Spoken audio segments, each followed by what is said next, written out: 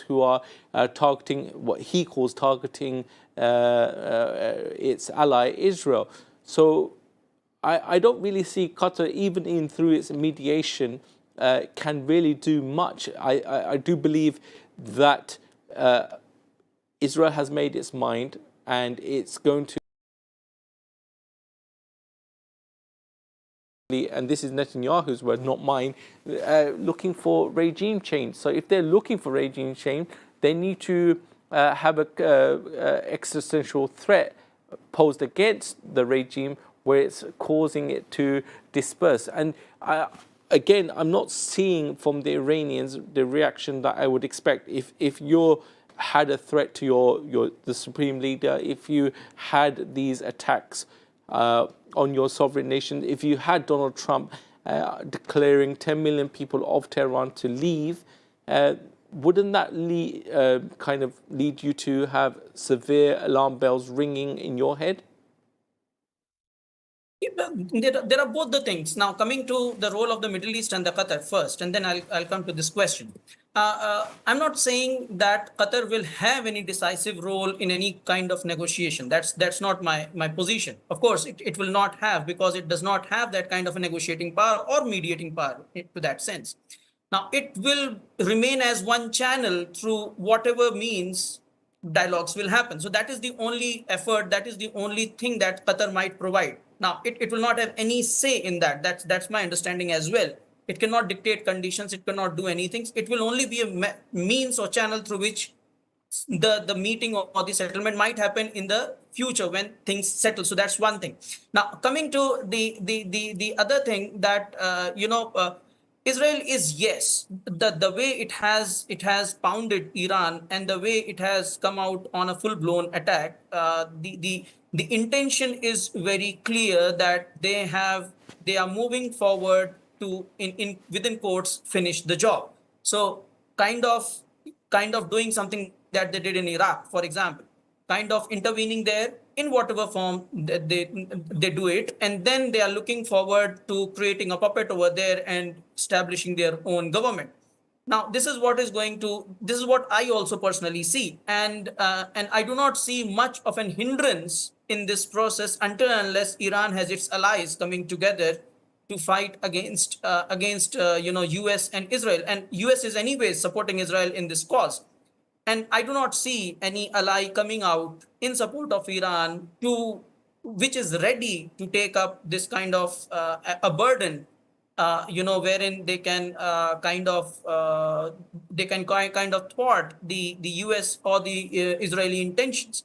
Now, I also see when you have Germany, you have UK, and many other countries coming together. So this is kind of sort of building up we already know the NATO alliance. So this is what is building up on the other side. So Dr. I do not see something different. I want to read you a statement by Keir Starmer. Keir Starmer has rejected the idea that Donald Trump might want to directly involve the US in helping Israel attack Iran, saying that his discussions with the US president at the G7 summit made him convinced that Trump was genuinely sought peace, pointing to Trump's decision to also sign a leader's statement about the need to de-escalate. Speaking to reporters at the summit in Canada, Starmer said he was sitting next to Trump at Monday evening's Leaders G7 dinner, which the statement was being drafted, and asked if the US president might attack Iran. Starmer said, I don't think anything that the president said either here or elsewhere suggests that the wording of the G7 statement is a very clear about de-escalation across the region, and obviously including the situations in Gaza for a ceasefire. So I think that the statement really speaks for itself in terms of the shared position of everybody who was here at the G7. That was a statement that was agreed. And this is Keir Starmer, the United Kingdom Prime Minister, sharing his reflections on the G7 meeting that they had yesterday. What do you make of this? I mean, he's also brought in Gaza here, and we know the American position on Gaza. I mean, effectively, Donald Trump earlier on this year said that he wanted the people of Gaza to be moved out and go to other countries like Egypt, reconstruct Gaza and turn it into a resort. So can we really believe what Keir Starmer has said and his kind of reading of the situation? I don't read anything into it except the rhetoric. This is rhetoric and nothing else. Because see, as I said earlier, there was already negotiation happening. US and Iran, they were already talking to each other. So there was anyways a peaceful talk happening. Now, what is now Donald Trump hinting at? He is hinting at to finish the job. What does that mean? It means a clear-cut support to Israel.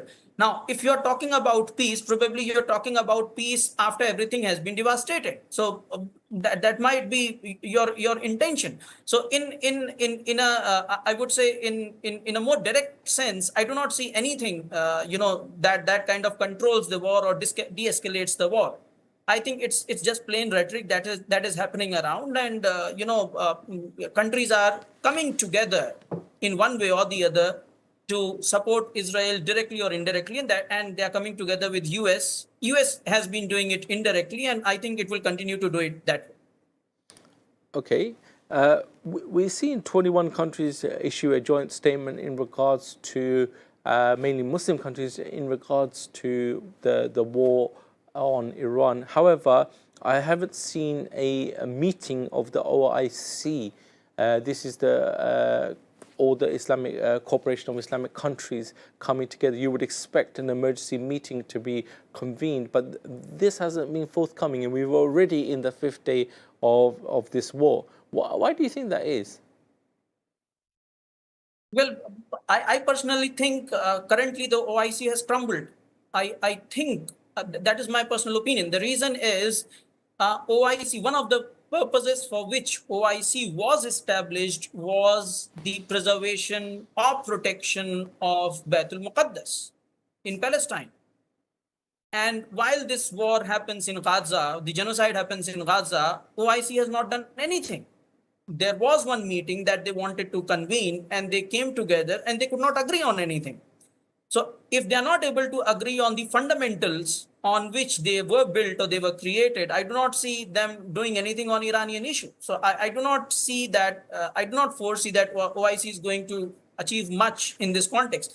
And remember that in OIC, it is the Saudi Arabia and the Iran which are the twin pillars, again in OIC, which are the most strongest countries. And if nothing comes out of OIC in the case of Iran, then it means that OIC is not functional in neither in strategic ways nor in diplomatic ways. What do you believe is Iran's option right now? I mean, we made a kind of deep dive into assessing what Donald Trump will do, what America will do. We've seen Israel with its action. We've seen the OIC and the kind of rollback. We've also seen the so-called friends of Iran, China and Russia, potentially just giving lip service to the aggressions on the sovereignty of Iran. What if you were sitting with the president of Iran and the Ayatollah Khomeini? What would you really think that was the opportunity or the way out of this situation for them? One thing is, it might sound a little awkward, but one thing is I would want to fight it out. The reason is this is a very, very problematic situation. You are being attacked every now and then.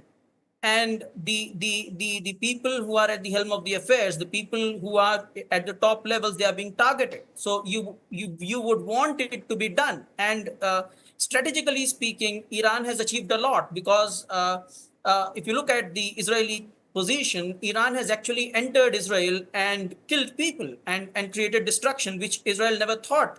They had this understanding of the Iron Dome that nothing can breach, but that has happened. So that is one thing that I would really want to see, that message has to go out, that we are not going to be humiliated and we are not going to be dictated the terms of our existence. So that's one thing.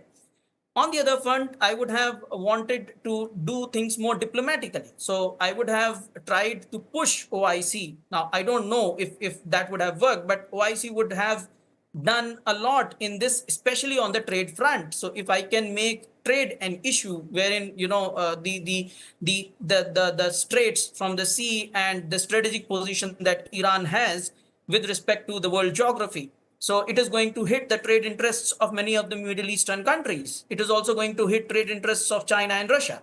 So I would have tried to make it more visible in that sense. And the third thing which I would have tried to do is by trying to coordinate with the non-state forces that Iran has kind of supported over the years, kind of trying to kind of talk to them and trying to negotiate and trying to strategize how they can help the Iranian government in these tough times. So I think one of these could be the options, but first and foremost, I would have not accepted.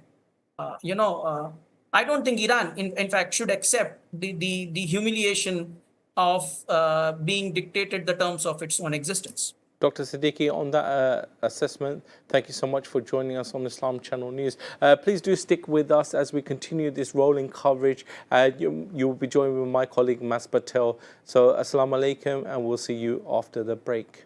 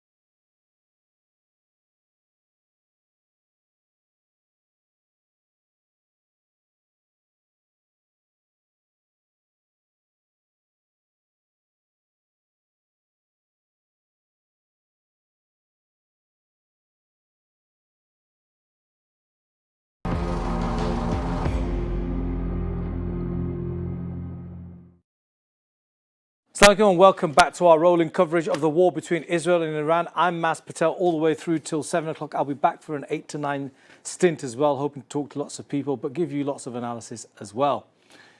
Now, if you want to join me, we are taking phone calls. So if you want to phone in, speak to me, berate me for my analysis, although I'll be trying not to give my own opinions too much. I'll be getting opinions from our guests, guests on the screen. If you want to speak to them or you want to have a question you want to fire away, then just please ring the number. It's on your screen, I believe, and you can come straight into the studio. But remember, there are some rules. You cannot disparage a whole religious community, so please try and stay away from monikers like the Jews, because it's not helpful to anybody, it's inaccurate, and also it gets us in a lot of bother with Ofcom, because I will have to then inevitably, to correct you and to move on. But other than that, be respectful, and we're happy to listen to your opinion, and perhaps we can have a debate and discussion with you as well. Now, Arab officials are warning that the United States may soon be drawn directly into the fighting, raising fears of a broader regional war. The war between Israel and Iran has now entered its 5th day, with both sides escalating their military operations. 21 Arab and Muslim countries issued a joint statement on Monday condemning Israel's airstrikes on Iran and calling for a regional de-escalation. Nuclear disarmament without selectivity and respect for international law, according to Egypt's official news agency, MENA. The statement was a result of an initiative by Egyptian Foreign Minister Badr Abdelati following consultations with his counterparts across the region, and the initiative includes Turkey, Jordan, the United Arab Emirates, Pakistan, Saudi Arabia and others. Foreign ministers condemned Israel's attacks on Iranian territory, calling them violations of international law and the United Nations Charter. The joint statement emphasized the need to respect national sovereignty, territorial integrity and principles of good neighborliness, and call for peaceful dispute resolution. We've got a caller in. Well, that's very quick. Caller, Assalamu alaikum. What's your name and where are you calling from? Hello? Yeah, hi, caller. What's your name and where are you calling from? I'm calling you from London, and my name is Munira. Okay, Munira, what would you like to say? Do you have a question or a comment? I have comments, especially when it comes to the war in the Middle East today, Yeah. and how we are all, we have got a different idea as a Muslim that we are not united. Yeah. And then now, because this Western are using Shia and Sunni and Shia and Sunni, who teach them Shia and Sunni? Allah subhanahu wa ta'ala said that we have to be united when someone else is come. Today, yesterday was Gaza's genocide. Everybody is watching. Palestinians have been sold out by their own brothers, Muslim. I am one of those because I am also what they call the children of Ismail. However, now it's Iran. Before it was Somalia, it was Syria, it was Iraq, it was Yemen, it was Libya. The only 3 Zionists left in the soil of Islam. Those 3 Zionists who are the Munafiqeen, who destroyed Somalia and all of the Muslim lands. Unless we become united from them, we cannot defend our public, and that's my comment. Okay. Listen, fair enough. I would just say one thing, that many people would argue that this issue of sectarianism, Iran itself has been fueling that as well. That's what I would say. And there is a lot of justification in that. How Iran was fueling, because they were all watching it. They were all watching what was happening in Gaza, in Palestine for 75 years. They all watching. Jordan was watching. Saudi is the one who signed it out. Syria take their side on another way. And when Iran was fighting with Iraq, who was responsible on that? Why all Muslims cannot be united when it comes to other? Yeah, very good question. I mean, the fact is, there was a unique opportunity, and I've said this all along. After the fall of Saddam Hussein, there was a unique opportunity for the entire Muslim world to get together and help rebuild that country so that, we know there's a majority of Shia that live in Iraq and there's a large minority Sunni community there. Unfortunately, what happened was Iran, by all accounts and by all analysis, even their own, they say it themselves, they sent armed militias, pro-Iran figures into Iraq to take over that government. The United States handed Iraq on a plate to Iran. That much is confirmed. And therefore, Sister Munira, let me finish. Yes. And therefore, now that Iran is under attack, there is not one Muslim country in the world that trusts Iran enough to stand next to it and say, we are with Iran. I've just read out a statement which the Arab and Muslim countries issued, a communique. It means practically nothing, because without standing with Iran physically and saying we will not accept, if you think, let's say Israel was about to bomb Jordan or Egypt, I think Saudi Arabia, UAE, a lot of those Gulf Arab states, Sudan, and most of the Arab world will be actually helping Egypt with arms and munitions to withstand Israel's assault. So ask yourself the question, why it's not happening with Iran? Why it's not Is happening? it because Why it's of not happening? Iran's Let me own doing? respond. No. First of all, we Sunnis is the one who was beating up Iran in the first place in the 80s. Iran was angry. If they take back to Saddam, he deserved it, because all Sunni Muslim was supporting Iraq to hit Iran. Why it had came to that? While they know the colony is not far from them. Yeah. Why? And why this Zionist man in Dubai now, why he is selling out every Islamic country? He is the one who is working with the Zionists. He is the one who destroyed Sudan, who destroyed what they call Somalia, who funded the Libya, what they call, when they were destroying these people, why they didn't speak for? Was Libya Iran? No. What happened to Bashar al-Assad? If Bashar al-Assad was bad person, there is almost half a Sunni there. Why they didn't think about, in the name of Islam, they didn't stand up? It is UAE's money. It is Saudi's money. It is Qatar's money. Get rich in the Western. It is them now for the Qasem plan for the Trump. Who is funding it for to be built there? Who was paying Trump's son? Why? What are you telling me? I'm a Sunni. I'm not Shia. I'm not Iranian. But I'm a Muslim woman. I understand that, and I have a lot of sympathy with some of what you're saying.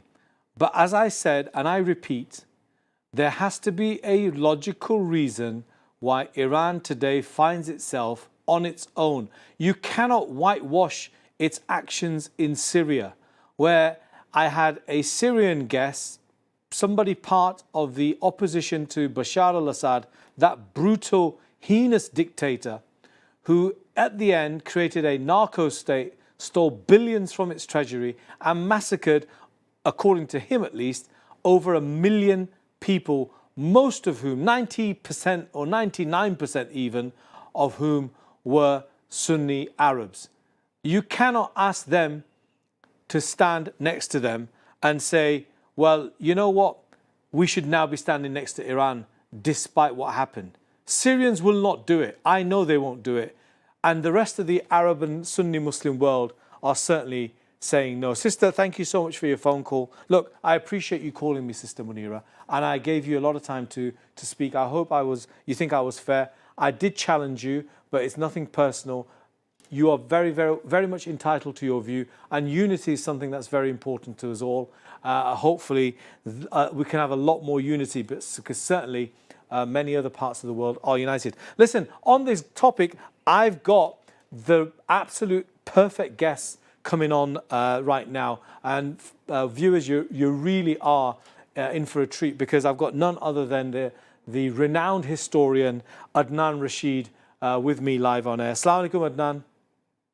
Wa alaikum salam wa rahmatullah. Thank you so much for having me again. No, it's honestly, the privilege and pleasure is entirely ours. Adnan, I've just had a caller, because we are taking calls on some of our broadcasts. It's a new feature that we've sort of included in our live rolling broadcast. And it was a sister Munira. She said she described herself in a term I think you'll really appreciate, as I am also a children of Ismail. So I presume she was Arab, and she was saying, why can't we all be together with Iran, and why is this Sunni Shia thing coming? And I was trying to explain to her, perhaps you need to look closer at the actions of Iran. I know I had you on the debate the other day. Well, actually, it was not a debate. There was a debate going on. And this very issue came up. And I think now that we've got a one-to-one, perhaps you can help us explore this and understand this a bit more. You had a very different view to some of the panelists who were again talking about standing behind Iran and supporting Iran. Okay, first of all, let me clarify my personal position that the genocide in Gaza is absolutely abhorrent. It is one of the greatest catastrophes in human history for a number of reasons, okay? And we absolutely abhor the crimes committed by the Zionist entity in Gaza. Having said that, do we have to side with anyone who fights Israel? Yeah. Do we have to choose a side? We have to think carefully. We have to think strategically. We have to think based upon facts. What are the facts on the ground? Okay. What role has Iran been playing in the region in the last 20 so years? Think about it. Do an assessment. Since the revolution, we can go very deep. We can go far back, 40 years ago. There's no point of that. Okay, those who study history, those who know geopolitics, those who study the recent political history of the region, they know what Iran's role has been. Okay, Iran, currently the regime is a sectarian regime.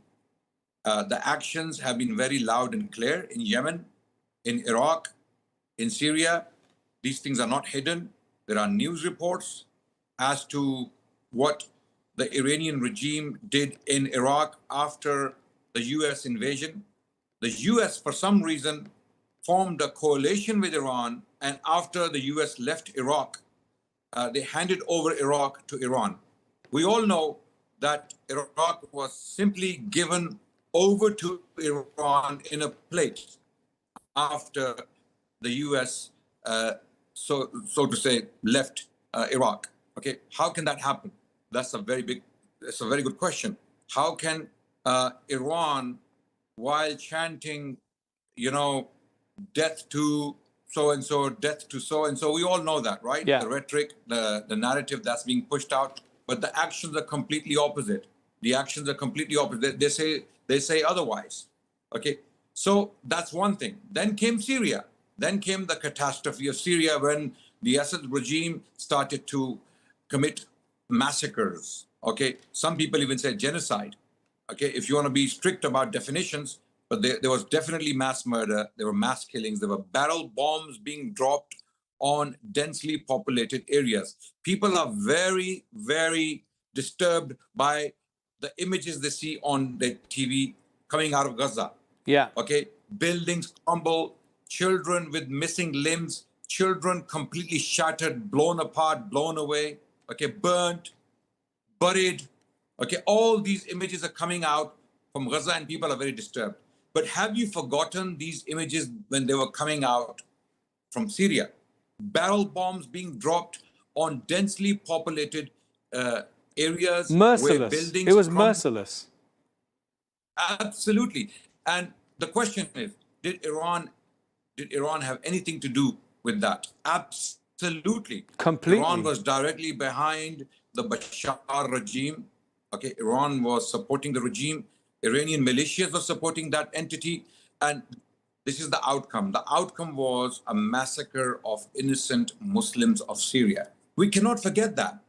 How can people expect us to forget that and just ignore everything and just focus on our unity with Iran? Unity on what? Unity on what basis is the question? Okay, when we have an entity that continues to damage our regional, religious, geopolitical interests, then how can we unite with such an entity? Okay, the best we can do right now is to, take no side. As far as I'm concerned, and this is my personal opinion, these are two genocidal powers fighting each other, bombing each other. Okay, they are neutralizing each other. Do I have to take a side? Okay, I don't have to take a side. That's my take on this. But Brother Adnan, I saw some a clip online by some very, very well-renowned scholars. I think people you'll appreciate as well. Including this morning, I saw on Islam 21C, Sheikh Haytham al-Haddad, who comes on our channel quite a bit, and also Sheikh Asrar, his surname doesn't come in my mind, but I think you know who I'm talking about. And they were effectively saying, yes, we should be supporting Iran because the greater enemy is the Zionist state of Israel, or the Zionists, as they were putting it. There seems to be a little bit of a break in the position, because previously, I remember when Syria was liberated and the question was being asked, should Muslims celebrate this when Assad fell, or is this going to strengthen Israel? And people like Sheikh Haytham and others were all saying, absolutely, we should support what took place, and they were calling Iran out. What's changed? And is it just a matter of opinion here, why people like Sheikh Haytham and others are taking a different position to perhaps yourself? And look, you rightly pointed out the inconsistency in these two approaches. When the Syrian revolution, which was a popular revolution, it was a revolution of the people, by the way, okay? Syrian revolution took back the land of Syria from a very hostile, sectarian, mass-killing, mass-murdering entity called the Assad regime, backed by Iran and its militias, such as Hezbollah. Yeah. Okay? And the Muslims around the world cheered, in particular Sunni Muslims around the world, cheered that specific event. Okay? It was a great source of joy. It was a reason to celebrate.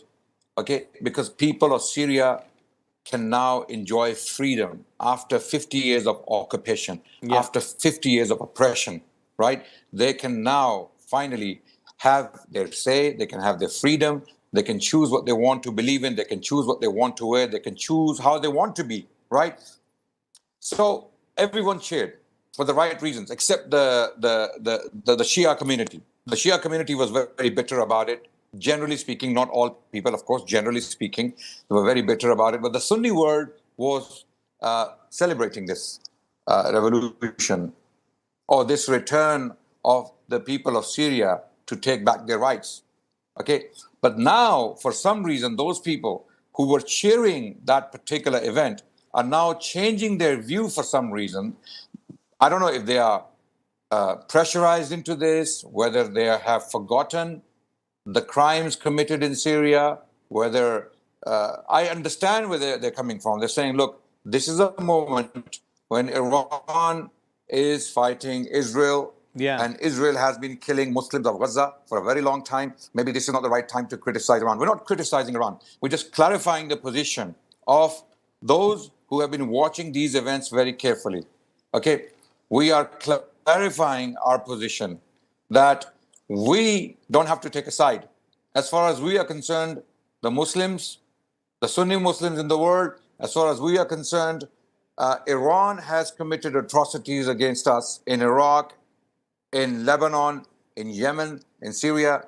So has Israel in Gaza, and possibly through proxies in other parts of the world. We condemn, we criticize, we abhor every genocide, every mass killing, anywhere in the world. We are very consistent. Okay, we don't take sides. Okay, people ask me this question about Yemen. What do you think of Yemen? Absolutely, we condemn and we abhor the killings of innocent people in Yemen. But if you think carefully about Yemen, why did Yemen happen in the first place? Iran supplied Houthis with weapons to attack Saudi Arabia. Yeah. This is not something hidden. This is an open fact that Iran supplied Houthis with weapons and Houthis were attacking Saudi Arabia. Saudi Arabia retaliated, albeit very harshly, very severely. That caused possibly thousands of innocent deaths, which we abhor. We don't agree with that. We don't want that to happen.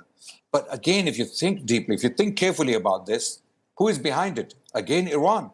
Iran is supplying weapons to this sectarian power in Yemen, this tribal power in Yemen called the Houthis. They are giving the weapons. But can I ask you, Brother Adnan, just to help, give us a sense of what, because you're a historian, has Iran, this Islamic Republic of Iran, the Shiite Islamic Republic of Iran, has it always done this ever since it took power in 1979? Give us a historical perspective of the kinds of policies that they've been enacting in and around that region, which has created the situation today where nobody is standing behind them.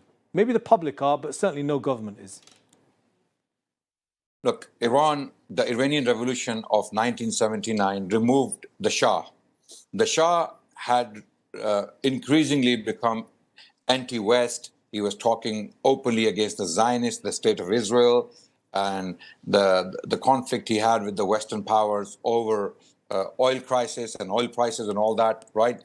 And the West thought that we have to remove him from power. There has to be a regime change. Yeah. What happens? Ayatollah Khamenei, who was living in France, out of all places. Okay, this revolution, the so-called Islamic revolution, actually was launched from France. Yeah. Ayatollah Khamenei was brought into Iran from France. What was he doing in France? Which is also, you know, if you think carefully about it, it's a Zionist power. France has been behind Israel for a very long time. And they have kept... Brother Adnan, well, can I just hold you there? I just need to quickly go to this break. We're going to carry on. He was in France, and then you tell us what happens. Please don't go anywhere, viewers, and I want your calls as well. I'll see you straight after this.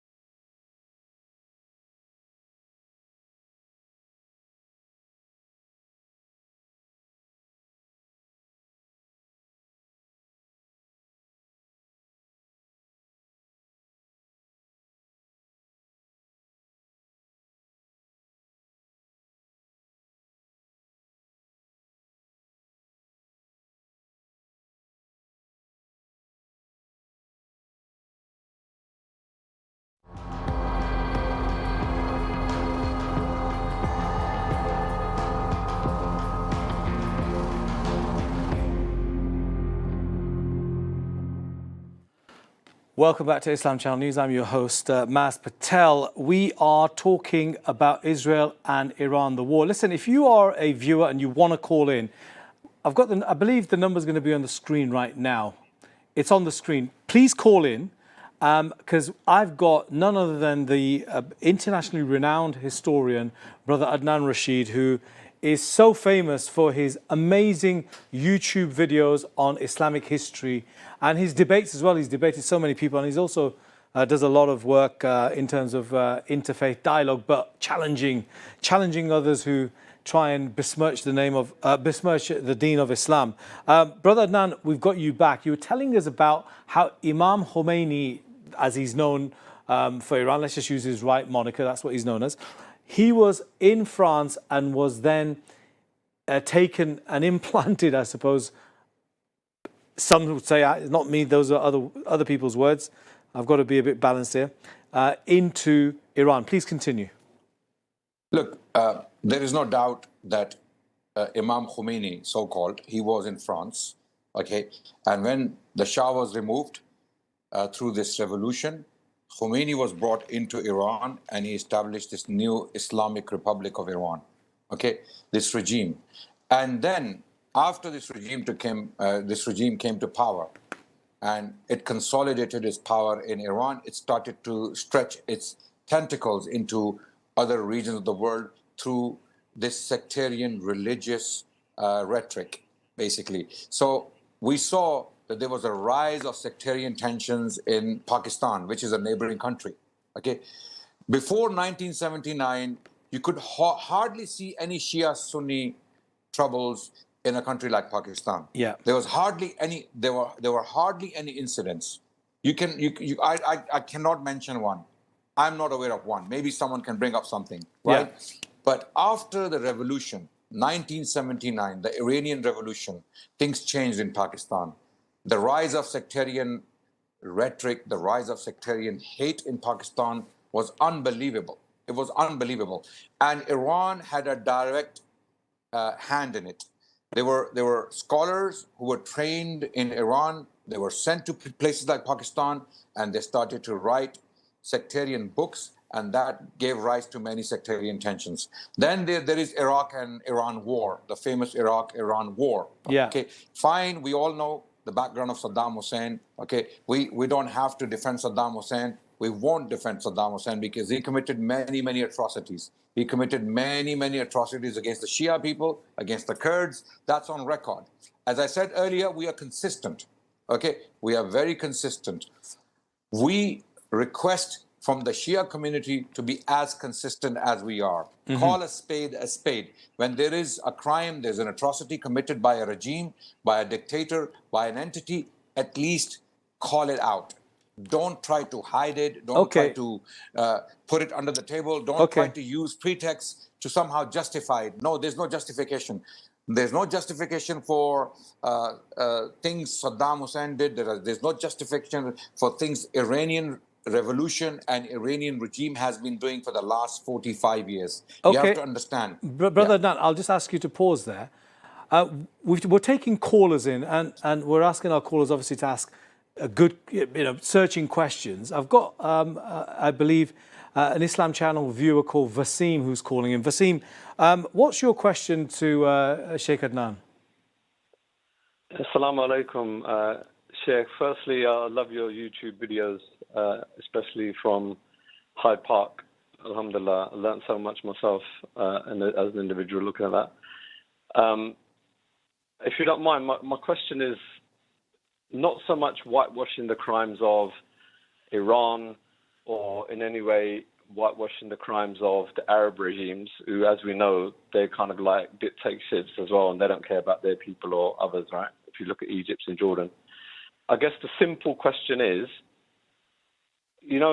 previously in politics, there's this concept of the lesser of two evils, yeah? So right now, given the situation in the world, the global situation, the fact that Gaza has been largely, completely and utterly abandoned by everybody, including the Arab regimes on their doorstep, Egypt, Jordan, obviously the likes of Saudi, UAE, and in fact, some of them not only abandoned the Palestinians, but they're actually actively helping the Israelis, right, in this so-called conflict. So given that, and given that background, surely in this conflict between Iran and Israel, and looking at what the possible outcomes could be, it's still far better to support Iran, who, for all their faults, have been the only country who've provided any kind of assistance or resistance to the Palestinians in the last 3 or 4 decades, as far as I can tell, versus saying, no, we'd rather Iran, their hegemony extends even further than it already is. We're good to get your perspective on that. Okay, First of all, before you come in, Sheikh Adnan, don't go anywhere, Wasim. I want to listen to your response after Sheikh Adnan has answered. Okay, yes. Okay. So first of all, this dichotomy that if you don't support Iran, you must support Israel. This is absolute injustice. This is not fair. To accuse people who point out the crimes of Iran in Syria of having Zionist sympathies is very, very, very unjust. So this is completely out of, you cannot be in your right mind and support the Zionist entity for committing all those atrocities against the Palestinian people. Likewise, you cannot forgive Iran for its crimes in Syria. This is all we are saying. Not supporting Iran does not equal supporting the Zionist state of Israel. This is a false dichotomy. This does not exist. I think this is quite deliberate on the part of those propagandists on social media who are spreading this misinformation around the world that if you don't support Iran, you must stand with the state of Israel. This is wrong. It's like in the Middle Ages, when the Crusaders had allied with the Mongols, or when the Crusaders and the Mongols are fighting each other, you tell the Muslims to pick a side. And if you don't side with the Mongols, you are accused of siding with the Crusaders. Is that fair? This is a false dichotomy, brother. Okay. Secondly, when you say that you have to support Iran in these circumstances because Iran is the only power that's fighting Israel, why do we have to do that? We know Iran has consistently for the last 40 years. You cannot forget the track record of Iran. Iran's record, as far as the Sunni world is concerned, has been as controversial, as negative, possibly as Israel's record. I'm gonna go as far as to say on record that Iran killed more Muslims in Syria in the last 10 years, than Israel did in the last 70 years. Wow. If that's the case, and go and check the numbers. People who say, no, Iran didn't do it, it was Bashar. My question is, how did Bashar survive for that long to commit all those atrocities? It were the Iranian militias, it was the Iranian regime, it were Shia fighters traveling from as far as Pakistan, Afghanistan, Iraq into Syria to keep Bashar in power so that he could commit those atrocities.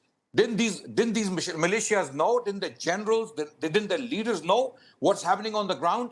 Those barrel bombs on densely populated areas in Syria? So please, try not to give this impression that Iran is somehow a better option than Israel. It is not. They have both committed genocide against the Muslims of the Middle East. This is the point. Acknowledge that. We don't have to pick a side. Okay? So I understand people's emotions are very high. People want the Israeli establishment to be taught a lesson for the crimes they committed in Gaza. We completely understand that. We are not stupid. We know why people are cheering Iran. We know. But these people, the masses, they still don't know what the background for the last 40 years of this regime is. You have to keep that in mind. You can't be naive. You can't just ignore. Let me ask you a question. If someone insults your mother and rapes your sister, and then if your house is invaded by a bunch of robbers, and this person who did those crimes against you starts to fight against those robbers, and this person who committed crimes against you starts to fight against the robbers, are you going to cheer for this criminal? Someone who insults your mother and raped your sister. Sheikh Adnan, Yeah, I'll pause you there. Wasim, what do you say to that? I mean, I find it quite compelling, that argument, but what do you say? Yeah. Look, by the way, I wasn't saying that you're forced to pick a side. Obviously, everyone's got their own mind. Everyone's got their own scenario, like their own thinking. I guess the point I was making is that, yeah, obviously Iran has, no doubt, they've supported Syria and what's happened with Assad. I guess it was more a case of saying, right now, and you're right, it probably is emotional, but from the gut, you want to see Israel sustain some damage, because Israel, for the most part, since its birth, the Arab regimes have rolled over. No one's ever really given them a good fight. No one's ever really bloodied them, right? So as someone who's seen that for decades and decades and seen totally one-sided conflict where whenever Israel oppresses the Palestinians, no one really helps. They didn't really help in 48. They didn't really help in 67. And ever since then, it's been completely one-sided since the so-called Abrahamic Accord. Isn't that, Adnan? So I guess it's good to see them get a bloody nose for a change. Okay, I guess Vasim, I'll just at a very simple level. I'll pause you there. Your point is made very well. Adnan, isn't it the case that when people are seeing missiles landing on Tel Aviv, whether it's on the Mossad headquarters or the oil refinery in Haifa, formerly a Palestinian city or town, shall we say, a port. But when missiles are landing and inflicting damage, and Israelis are fleeing to the shelters, and their flats and apartments are looking a little bit, 10% of what's taking place in Gaza, doesn't that have an impact? People think, well, actually, do you know what? Yeah, I like what they're doing. I'm not saying you can justify attacks on civilians, please. Anybody watching, that's not what I'm saying. I'm just saying this is what people feel. Sheikh Adnan. Look, any attacks against any civilians at any time, anywhere in the world, we're not with that. Okay? It's another matter that some people argue that there are no civilians in Israel because they are all settlers. Yeah. They are all occupiers. Okay? Therefore, they are not civilians. This argument, I'm aware of that, right? But if these are non-combatant people, I believe personally, and I'm bound by Islamic principles.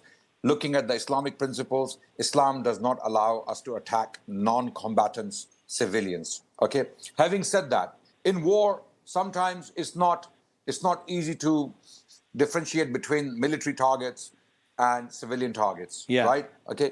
But Israel has been using this particular argument that you cannot separate between the two and deliberately committed a genocide of innocent people. Israel cannot be excused. You know why? Because they have been firing rockets at the bases of buildings to deliberately cause them to collapse. Okay. Okay. Sheikh Adnan. So with regards, I'm coming back to your point. Yeah, go for it. With regards to looking at these images where missiles are landing on Tel Aviv, I can understand. I know this is absolutely Muslims watching this, having looked at Gaza, and Muslims looking at Israelis taking shelter in these underground bunkers. It really puts them at some level of peace. Not that they are happy at the suffering of these people, but they hold these people accountable for putting these governments in place and taking all that land from the Palestinian people. So I can understand the sentiment, I can understand the feeling,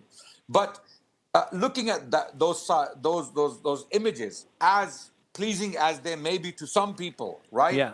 I can understand. Doesn't equal that you have to side and accept the entity that's doing it to be your heroes. Okay. Or to be your representatives. Okay. Or to be yeah. I'll pause you there. Thank you, Vasim, for your call. Much appreciated. Perhaps you can stay engaged. Look, viewers, you can phone in. Vasim's just done this. Sheikh Adnan, what about the view that you're going to hear right now from our other caller, Asim from London? Asim, welcome to the show. Pose that question you just told my researcher. I mean, that point, actually. It's not even a question. It's a point to Sheikh Adnan. Okay. And please, can you mute your TV? I know you're trying to listen to both. I will. Just volume it. Don't worry. Sure. But very quickly, please, because time is very short. Should I put the question now? Yeah, please pose your point. My point is, when you say kalma tayyib, whether it's Shia, Sunni, or any other human being, and is regarded as a Muslim. So what is the difference between the Sunni fiqh and the Shia fiqh? Is it just because they take Sahaba Kram's names wrongly, but their faith is towards Allah and His Rasul the same as the Sunnis? Okay, we'll pause there. Sheikh Adnan, I think we get the sentiment. What is the reason? Is it because of the many insulting articles Shia clerics have written since 1979? What is it? Is it them demeaning Sunni beliefs and belief system, shall I say? You answer that, please. Okay, first of all, there are striking differences between the Sunni theology and the Shia theology. These are two different strands, completely two different strands. Okay, the only common claim both parties make is La ilaha illallah Muhammad Rasulullah. Okay, but they have completely different understandings. These are different strands. Their history is different. They feel differently about each other. Their politics is different. Their ambitions and their aspirations are different. This is a very clear fact to those who read history and theology. Okay, since 1979, the Iranian regime has been behind a lot of anti-Sunni literature. When I say anti-Sunni literature, there have been books against the Sahaba. There have been articles. There have been websites coming up. Okay, there has been a lot of social media production. Okay, openly cursing Abu Bakr, Umar, Uthman, Aisha, Hafsa, Muawiyah, these people who are very dear to the Sunni world. The Sunni Muslims, they keep these people very, very, very high in high regard. Okay, we believe the best people to walk the planet after Muhammad Rasulullah sallallahu alaihi wasallam himself are these people: Abu Bakr, Umar, Uthman, Ali, okay, Muawiyah, Hafsa, Ummu Habiba, Aisha radiallahu anhum. So all of these people are very important to us. So when you look at one side of the narrative is that unite with us, unite with us. When we look at the other side, online, on social media, we see individuals cursing the people we love more than our mothers and fathers. When you see people cursing the mother of believers, Aisha radiallahu anha, when you see their books, you see their literature, which is full of absolutely disgusting hate, okay, then you start to think, how can we unite with these people? Where are the commonalities? Okay, it's like a very famous anecdote comes to mind when Mr. Gandhi came to Jinnah, okay, when they were campaigning for the freedom of their respective countries, India and Pakistan. Yes. Okay, Mr. Gandhi came to Mr. Jinnah and he said, Mr. Jinnah, can we not coexist? Can we not have the same country and live together? Mr. Jinnah responded that what you regard as holy, we eat. Yes. What you regard as holy, we eat. Yes. He was referring to cows. Of course. Right? Today there are cow lynching mobs, lynching Muslims based on that philosophy. So Mr. Jinnah was right. Okay, unite on what basis? Unfortunately, pens have been lifted, papers are dry, theology cannot change. We must acknowledge our differences. We must draw the lines, and that does not mean hostility, enmity. We can coexist. We can have mutual respect. We can have compassion. We don't have to fight. We don't have to kill each other, but at least acknowledge differences and don't deceive each other by singing these fake songs of unity. There is no unity. There hasn't been this unity. Never in our history. Okay, and if I start going into history, it's going to turn into a very long lecture. Okay, which I'm sure I'll pause you there because I know I've only got you for a short while, and I want to really maximize your knowledge and your opinions today. I've got Azim from Reading, who I think wants to move the discussion on a little bit further. Azim, just stay on the line. Sheikh, I want to ask you one question which one viewer has sent me. I think it's quite important that I asked this. Ahmed from London, he says, does Sheikh think Syria, the way it happened very quickly, was a CIA Mossad job? A quick reply before we go to Azim. Very possibly. Everyone was there. Okay, KGB was there. Okay, the CIA was there. The Mossad was there. And Iranian revolution, intelligence agencies were there. Assad was there, and I'm sure Turkish intelligence agencies were active. It was unfortunately, it was a very complicated situation. Everyone was involved in this mess, and it was, as you say, it was a pie. Everyone wanted a piece of it, right? Okay, but Iran wanted to keep Assad in power, to keep Hezbollah. Okay, to keep Hezbollah functional, right? Because Hezbollah was being supplied from Iran via Iraq and Syria. Okay, so once Syria fell to the Sunni Muslims, the game was up. The axis, so-called axis, resistance axis, was broken. It was not a resistance axis. What was this resistance axis doing for the last 50 years? My question is when Gaza was bombed to smithereens, what was Iran doing? Why did this resistance axis not act at the right time to save the people of Gaza? What was Hezbollah doing? What was Assad doing? What was Iran doing in Syria and Iran and Iraq? Yeah, So Sheikh, I'll summarize by just saying that nobody had their clean hands. Azim from, would you say Reading? Did I hear? Reading, yes. Please make your point to Adnan Rashid. Assalamu alaikum. Thank you for your time. I had a quick question. I know Sheikh Adnan is a famous historian, mashallah. Probably one of the best we have in London, at least, or in the south. Listen. I'll say the best internationally, globally. He's fantastic. Guys, please carry on. Avoid that stuff, please. Astaghfirullah. Okay, tayyib. So I have a couple of questions, right? So the first thing is what lessons can we learn from history that the Muslims can take, and how does Sheikh Adnan actually see this play out? Because I've been reading a book recently, Lost Islamic History by Firas al-Khatib. I highly recommend, by the way, to viewers, by the way.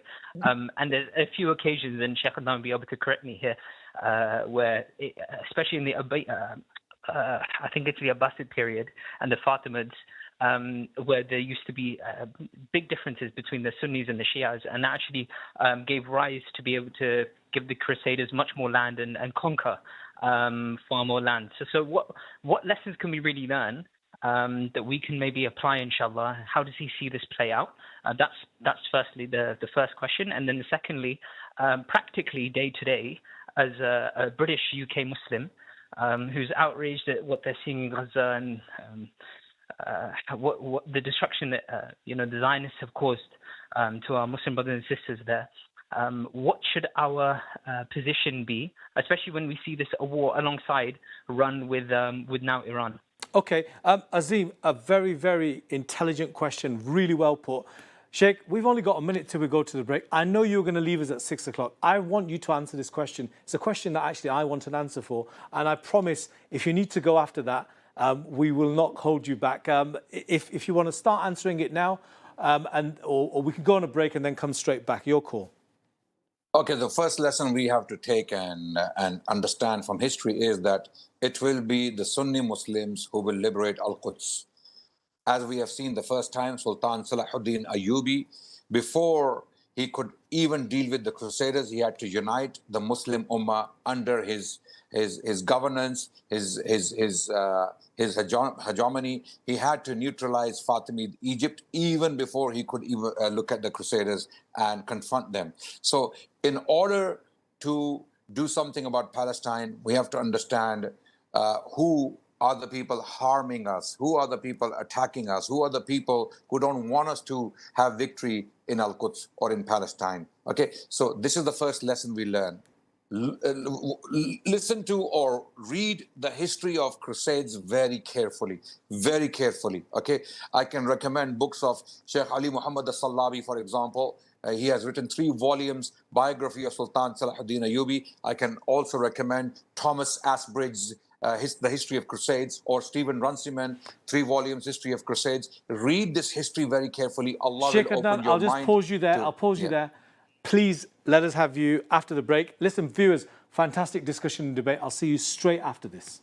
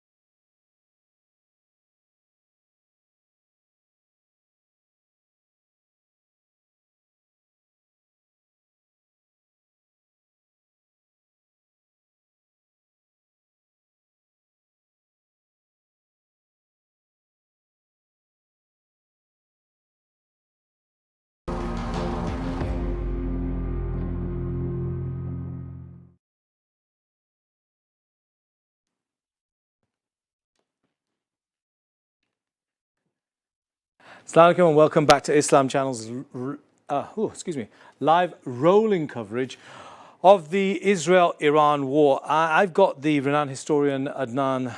Adnan Rashid with me. I've called him Sheikh because he's also got a lot of Islamic knowledge, so sometimes you have to give due credit. And he was very humble in not taking credit off me when I said he's an internationally renowned scholar. He is, because I've seen his debates all across the world. And I think it's very important that when we do get people who are doing so well in sharing knowledge and doing dawah and all sorts of work, we give them due credit. Otherwise, who are we going to credit? Our footballers and sports people and others? No, let's credit our scholars as well. Sheikh Adnan, you were you were answering the question from our caller Azim in Reading. You answered, I believe, the first part. You were saying these are the books that you should read. Going on to your second part. Thank you for staying with us. Please continue. Yeah, so I was saying that the Sunni Muslims have to unite. Okay, they have to become a united entity. How you do it is a very good question. It's an open question. As a historian, as a thinker, I can see a number of options. You can form a commonwealth. You can form your own NATO, let's say. Okay, if the Europeans can, if the Western world can have a NATO, Muslims can also have a NATO. They can have a commonwealth. They can have a system whereby they operate as a bloc rather than operating against each other. Okay, so we can do it in a number of ways. We are living in a different world today. We are not living in the Middle Ages. Dynamics have changed. Economic systems, economic realities have changed. Okay, so even geographical realities have changed. Countries are not the same as they were in the past. So we have to look at a number of things in order to unite ourselves. Until we unite as a Sunni bloc, there is no way Al-Quds will be liberated. As for Iran claiming leadership in trying to liberate Al-Quds, I doubt that highly because of what happened in Syria. If you ask the Iranian regime or Iranian propagandists, why are you so strong about Palestinians? Why do you feel so strongly about Palestine? They will turn around and say, Palestinians are our brothers. We feel for them. They are oppressed. They are colonized. They are being apartheided. They are being genocided and all those things. Then we ask them the same question. If these are the reasons, if these are the principles you are concerned about, then what happened in Syria? Why did you abandon these very principles in Syria? If you feel so strongly about your brothers in Palestine, why were the Syrians treated differently? Therefore, I doubt your intentions. I doubt your. Can I just ask you, Azim was also asking about what should be our position as a British Muslim, which was very important. I mean, let's park that debate about whether you support Iran as a Sunni Muslim, because I think you've made your point really, really well, and I think we're going to get a different view after you leave from another guest. But in terms of our position as British Muslims and looking at the world, seeing the oppression, you said we need to unite. What about the role of Arab Sunni governments? It's so depressing for so many people when they see normalization. Trump goes and as a mob gangster and takes back $3 trillion of the wealth of Muslims, actually. That's how people see it. What should be our position on that? You see, the Middle Eastern governments, they feel sandwiched between a rock and a hard place.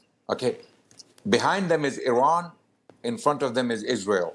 Okay, and they have to play this game of diplomacy, and they have to keep playing this tennis between Iran and Israel. So the West basically blackmails the Arabs. You better buy these weapons because Iran is behind you. Iran is always threatening these Arab regimes, the Gulf regimes, because these are very small kingdoms, right? They don't have much power in the region. They know the moment they speak against Israel or they take tangible action against the state of Israel, they will be removed from power. They have seen what happened to Saddam Hussein. They have seen what happened to Colonel Gaddafi in Libya. So looking at their situation from their perspective, they are terrified. They're terrified. They're scared. Now, whether they should be scared or not is a very good question. Whether they should risk having or losing their power, let's say, right? It's a very good question, okay? And of course, we don't want to see the situation where these kings where these governments are terrified, they are being bullied, they are being forced into situations where they have to make choices they possibly don't want to make. But again, what choices do they have? What choice, for example, a kingdom like Kuwait or Bahrain or Qatar, what choices do they have when they are small kingdoms and they are being either bullied by Iran or by Israel? Okay, so it's being between a rock and a hard place. This is the situation. This is a very crude summary. This is a very long discussion that cannot be summarized in a statement like this. But again, I'm not trying to justify what's happening from these regimes or these governments. I mean, they should do better. They should do better. You're just trying to give more of an understanding. Listen, Dr. Adnan, thank you so much. Your scholarly knowledge has been very, very important. Your viewpoint on this current war has been very important. And we appreciate you joining us. And hopefully we can have a wider debate about all of these issues and have this ongoing relationship with you. Assalamu alaikum and thank you so much. Thank you very much. Assalamu alaikum. Thank you very much. My pleasure. Now, moving on, we have an alternative viewpoint coming onto the channel. I believe we will be joined.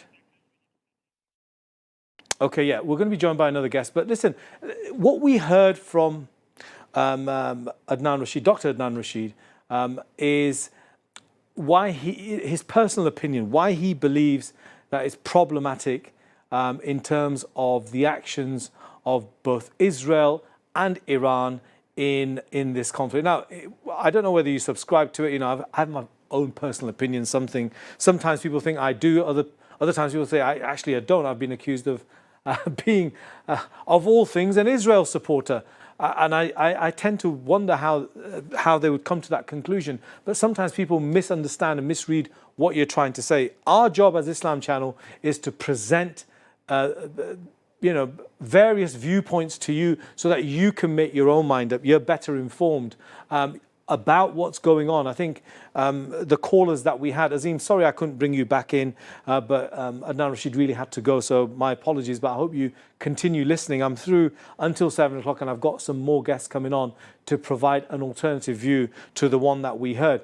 And it's important because it's a very confusing time. I know lots of you, 20 months ago when the events in October happened in 2023, gosh, it's been such a long time. When it happened in 2023, we had a whole new generation of people learning about what's going on in the world. And to help us understand a bit more, I'd like to welcome Brother Isa Khadim, an independent journalist, onto our channel. Isa, assalamu alaikum, and welcome to today's show. Oh, assalamu alaikum. Isa, tell us from your analysis of what's been taking place with the bombings in Iran, what Iran's position at the moment is. Because when you read mainstream media, and I mean mainly Western media, as opposed to independent media, it almost seems that the Iranian state is about to collapse because of these Israeli bombardments and people fleeing Tehran, etc., and so many people dying. Tell us the picture in terms of what it actually is from your perspective. Well, I think that firstly, Assalamu alaikum, thank you for having me on. I think that this was a war that has been 46 years in the making, ever since the overthrow of the Shah in Iran. The Islamic Republic of Iran has had a staunchly anti-Zionist position. And as a result of that anti-Zionist position, we've seen a number of things happen to Iran, the West backing Saddam in his invasion of the country, sanctions ever since 1979 until today, crippling Iran's economy, or at least strangling Iran's economy. It's performed actually quite well considering all the pressure. The ability of Western intelligence agencies, particularly the Zionist entities, Mossad, to kill nuclear scientists and other key figures within the Islamic Republic, all points to the fact that this conflict or this war was always coming. But this aggression on Iran that started on Friday morning is, of course, unprecedented, especially the reckless nature of attacking their nuclear sites. And I say all of that to answer your question, which is that up until now, the Islamic Republic hasn't come close to falling. They've had some moments which have influenced the path that they've taken. I look, for example, at the Zan Zendagi Azadi riots, the Women Life Freedom riots, which really had an impact in changing the perspective of Iranian society to social issues. Things like the hijab, things like your religious practice in the public sphere, and so on. But what we've been seeing during the course of this war is the country rallying round, and I think that is key as to why the republic isn't going to fall as a result of this action. There are many other things that could cause it to, but I think because the public have not answered Netanyahu's calls to rise up against the Islamic Republic, that has been a key factor, because you need to take the public along with you. And the Iranians have a very strong, despite all their differences between each other, tendency towards nationalism. Okay, thank you, Isa. I appreciate you giving us such a rundown. In terms of the public in Iran being united, do you think they're in it for the long haul? I know Iran suffered 8 years of quite relentless attacks by Saddam Hussein's Iraq, including chemical weapons. Horrific. When you read the numbers of people that died, I think 1 million people died in that war. Many Iranians lost their war defending their country and their revolution. Are they prepared now, 45 or so years later, to go through something which, if the United States gets involved and perhaps tries to invade Iran, will be on a par, if not much worse? I don't think the United States will invade as such, but there is a very real risk of the United States waging an aerial campaign. Now, it would depend on the nature of that aerial campaign. Now, if the United States was to, for example, target civilian areas, or at least try to target government installations or bases or other forms of the state's apparatus, which kills civilians, then that will continue to make people rally around.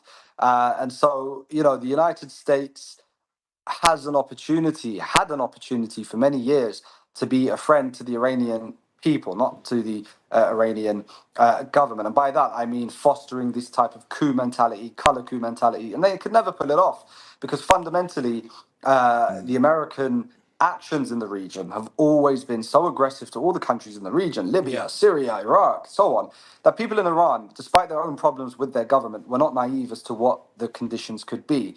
Now, would that then translate into people standing firm? It depends on the scale of sacrifice. Again, at the end of the day, people are leaving Tehran because of Trump's comments about evacuating. That actually, I think, could be a good thing, because the last thing you want are people who are inside your capital, who are unhappy about the bombing campaign, potentially turning against you, right? So it's better that at least get them out of the way for a few days or weeks. But from the Iranian perspective, we've been seeing clips going viral on social media of girls who don't wear their hijab. And by the way, ever since those riots, women have been wearing no hijab in Tehran and been unbothered. And so what the government has done has been to take a step back from that. And actually, that's probably why they're in a position today where people aren't annoyed with them. People aren't focusing on that, because the government gave them that leeway. Do what you want in your personal lives or whatever.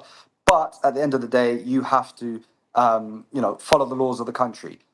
What's been a big problem for Iran, and a big, I think, lesson going forward, is much of this Israeli success wasn't possible without these internal Mossad collaborators. Whether they were Mossad agents from Israel, it's more than likely they were Iranians who were trained, letting off drones and attacking the air defenses. Iran has a lot of questions to answer. I'm somebody who is seen as somebody who's very pro-resistance and very pro-resistance axis on Iran, but I've been saying it for years. You have to get a grip on this problem. You can't have a 46-year-old network inside your country, which is basically a fifth column, and you don't want to deal with it because you're scared of people protesting or you're scared of the backlash. No serious state would allow this to happen, would allow people to just operate freely. And only now they're discovering all these drone factories and drone pickup trucks and stuff. So there are lots of lessons for the Islamic Republic to take, if they survive, of course. But, I think a more likely outcome is if Donald Trump gets the United States involved, It will be disastrous for Iran. I think it will be disastrous for the world, because if Iran takes out the oil fields and the US bases in the region, which are far less protected than Israel is, and Iran's missiles are capable of passing through all those layers of protection, it's going to be terrible for the global economy. It's going to be terrible for Trump's legacy and so on. Okay, viewers, if you have any questions for Isa Khadim, he's a very knowledgeable, independent journalist. Obviously, he's quite an expert on Iran as well, so feel free to ask questions. Listen, before the break, and I'm going to ask you the question, please understand it's not something that is my personal opinion, etc., or the opinion of the channel. It's just something that's been brewing in the background. Today, Sheikh Haytham al-Haddad, a very prominent Palestinian Sunni scholar, said we need to support Iran, which was quite a surprise. Many people did not expect Sheikh Haytham to say that, because he was very much opposed to Iran's support of the Assad regime. However, and I had him on the channel, he was at that time joyous. He was singing the praises of that particular success for Syrians as he saw it. Yet here he's saying we need to stand with Iran. We've got other views as well who said, other sort of guests who were saying completely differently. They are both, would you call it, to be seen with suspicion, and I'm saying that mildly. What do you make of all that debate? I mean, where should, in your eyes, the Islamic Muslim world be in terms of what's going on now? Let's put the governments to one side, because they've got their own issues. But about the people. Yeah. I mean, I've heard this type of rhetoric before, especially from the previous guest. And aside from it being disappointed, I don't think it's rooted in reality. Like you said, let's just leave the governments and all of that aside. People in Lebanon, South Lebanon, who are predominantly from the Shia school of thought, had their homes destroyed, their sons and daughters murdered, their homes, entire villages decimated and destroyed by the Israelis. People in Yemen, also from a more Shia Zaidi background, same thing, being bombarded. Yeah. These people didn't do it because they had some agenda, or they should be, have some suspicious agenda. And they didn't do it because they see the world in a sectarian lens. Firstly, they saw it because the people of Palestine, and this is what this is all about. This is about Zionism, and this is about Palestine. The people in Gaza are being massacred. They're being genocided. They're being slaughtered.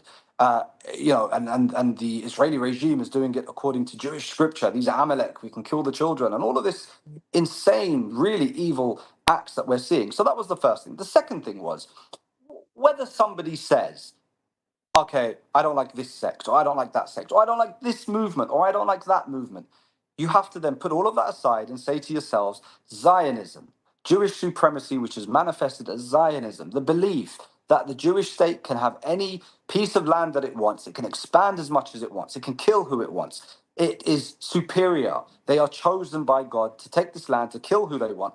That is the biggest threat to you as a Middle Easterner, as a Muslim, as even a Christian. We've seen Palestinian Christians and Syrian Christians and Lebanese Christians all killed and so on.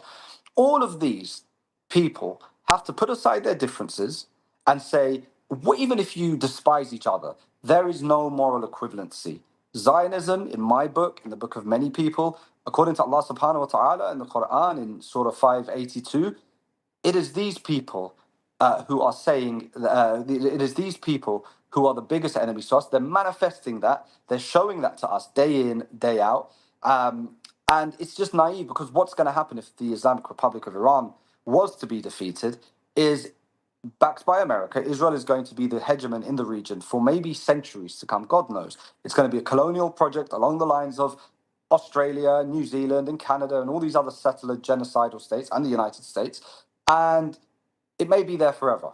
And it doesn't give itself borders. And it will, as we've seen, have no qualms about killing people. So whether you're a Shia, a Sunni, a Salafi, a Deobandi, whatever you are, you're a Christian or an atheist, this is an existential threat to our futures, to our children, to humanity. And I think we need to just move on from this kind of rhetoric. Okay, Isa, listen, you make a very compelling argument. I'll just say, do you think the Islamic world, the Islamic countries, they missed too many opportunities to try and come together? After the fall of Saddam, who was an absolutely brutal dictator, as brutal as they come,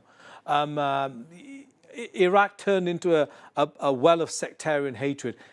which many people did not recognize. I mean, prior to that, I don't think people, I mean, I've got Iraqi friends who said, we never knew what Sunni and Shia actually was. People just used to do what they did in their own lives and their religious beliefs. And then obviously with the Syrian situation, it made things even worse. Why did the Islamic world, you know, not take these opportunities when they had them and try and create some semblance of unity? Is it because, quite frankly, that the world as we see it is still colonized by Western nations, not physically, but effectively by other means? And they are the ones, you know, the old maxim, my parents come from India, so I've got Indian heritage. And we always say, divide and rule. That's how the British did it, and the British Empire, shall we say. But that has continued. It's never ended. No, absolutely. I mean, it is exactly that. And, you know, it is a mindset thing. It always disappoints me when people adopt sectarian mind frames. But it's not by accident. There are channels spewing out this stuff 24/7. What do you say, for example, to that Syrian guest that I had who was just saying, I cannot draw the line I can't draw a line and say, I should now feel sorry for Iran because of what Iran did in terms of supporting Assad. How do you overcome these arguments? I mean, specifically with Syria, I would say two things. I would say, firstly, in Yemen, and this is the example I always draw comparisons to, you had Saudi Arabia launching a campaign which killed hundreds of thousands of Yemenis, mainly from the Zaidi Shia school of thought. But they didn't turn around and say, well, I'm not going to help Palestinians because they're Sunnis and Saudi killed us and da-da-da. And they, you know, again, they put all of that aside. So my advice is always that. Secondly, you know, as you said, the sectarian framing and the sectarian kind of conflicts have always been regrettable. However, I would argue as well, history has proven to justify the Iranian position at the time, which is that if Syria fell, it would be replaced by a kind of pro-Western or pro-Israeli regime. And Abu Muhammad Jawlani, Abu Ahmed al-Shara, is fulfilling that role. He is having sanctions removed in exchange for, and we're hearing it again and again, the eventual normalization of Israel. We've had numerous new Syrian officials saying that. We've had other, you know, statements, we're not going to get involved in stopping Israel's attacks and so on and so forth. Not that I'm expecting him to. I'm saying that the overthrow of Assad was one of the dominoes falling that led us to this point to overthrow not just the Islamic Republic of Iran, but to wield a death blow to any notions of resistance in Palestine and the liberation of Palestine. So I would say that, you know, putting aside sectarianism, my framework is not sectarianism. If people are honest with themselves, that's what happened in Syria. If I'm being honest with myself, you have a government in Azerbaijan, for example, a so-called Shia country, Shia government, whatever, who is one of the most staunchly Zionist countries and Zionist regimes in the world. Very true. They hunt down people who are pro-resistance. They allow Zionists into the country, businessmen and rabbis and others, to come and preach Zionism. Forget Judaism. We're talking about people from Israel. Close military cooperation. I stand against those people.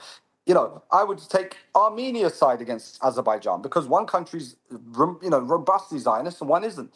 So if we just identify ourselves in a sectarian lens, we're going to lose focus, I believe, of what the focus should be. No, thank you. Very well answered, Isa, and a very compelling points you make. Let's talk about what happens next. I've been, as we all have been, you know, watching YouTube, trying to find out, understand what's been going on. And, you know, lots of commentators in America. So I'm going to move it to these commentators in America. Dave Smith, the very famous artist, comedian, etc. But Tucker Carlson and also Steve Bannon, main MAGA person, going against Trump. And I want your take on that. Look, Isa, I need to go on to a break. I hope you can stay with me because I want your take on that. I want to move away from this Shia-Sunni debate because I think we've done that now. Viewers, don't go anywhere. If you want to ring in and ask Isa a question, I've got a Palestinian guest that's coming after him as well. So please join me straight after this.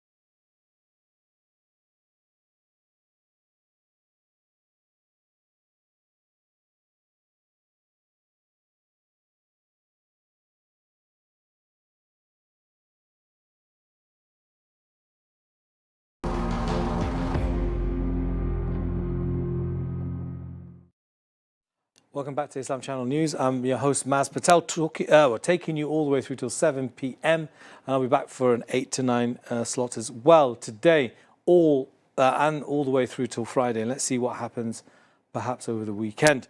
Anyway, we were talking to Isa Khadim, an independent journalist with a particular expertise on the Middle East. Isa, before the break, I said to you, what's your take on the MAGA movement?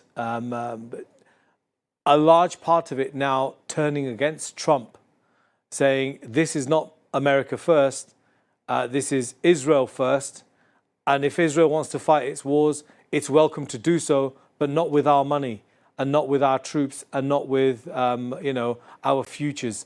What do you make of this phenomenon now? It would appear that Donald Trump is ignoring all of these people, and he attacked Tucker Carlson yesterday, saying he should get on the TV network. He's not relevant anymore. He doesn't have a following.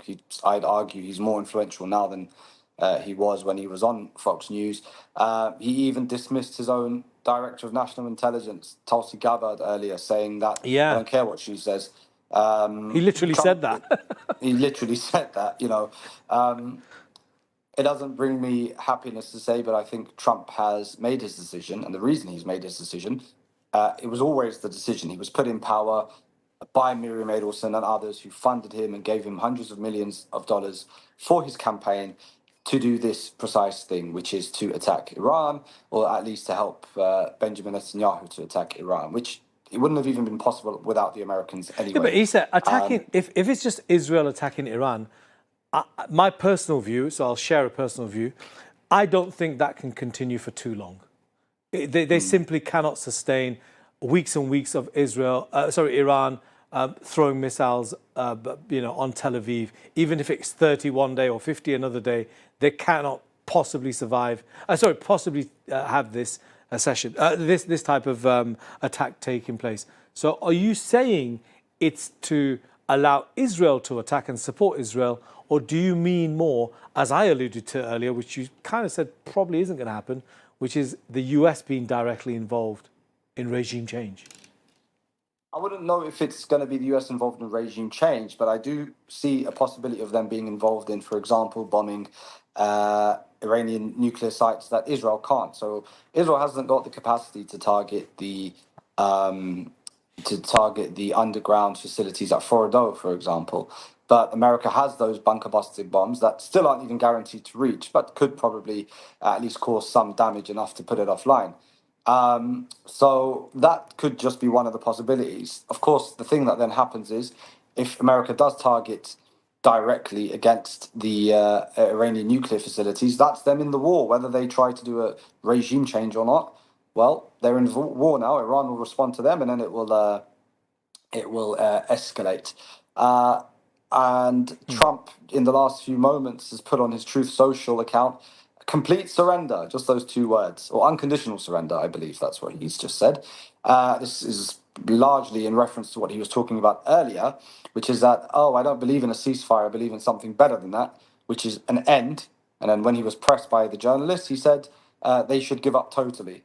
Well, what does that mean, Issa? What does that mean? What, Iran gives up, just the nuclear program? Does it give up power? What does it mean? Exactly. I mean, when you say unconditional surrender, what do you want them to do? Just like walk off and hand their country over to you? And are we seeing the height of gangsterism in international relations? Before there was a mask of rules, and we were going to follow processes, and there are United Nations resolutions, etc. Now it's just literally something from an Al Capone movie or something. Yeah, look, I mean, in this world, might has always made right, sadly. And you're right, there was this pretense of, international law, and we're going to do this, and we're going to do that. I mean, the Iraq War was clearly... Human rights, I think, is just an excuse to get simple-minded liberals and centrists in the West on board. But now they've moved beyond that. They don't even care about people's... even after the Iraq War, millions marched through the streets. They didn't care. They don't care about people's opinions. They don't care about their own base. Donald Trump, when you think about it, doesn't need a base anymore. He's probably not going to change the constitution, so he can only serve for 2 terms. This is his second term. What does he need to have his base for? He doesn't care. He loses the midterm. So what? He's going to be president for 4 more years. He sees it as. But you know, so he Issa, can do stuff like this. You know, Issa, there's always the notion of unintended consequences. I think the country that's actually benefiting most, or stands to benefit the most, is probably China, because here's another war America's going to get involved in, which allows China to get a further few more decades, probably now ahead of the United States.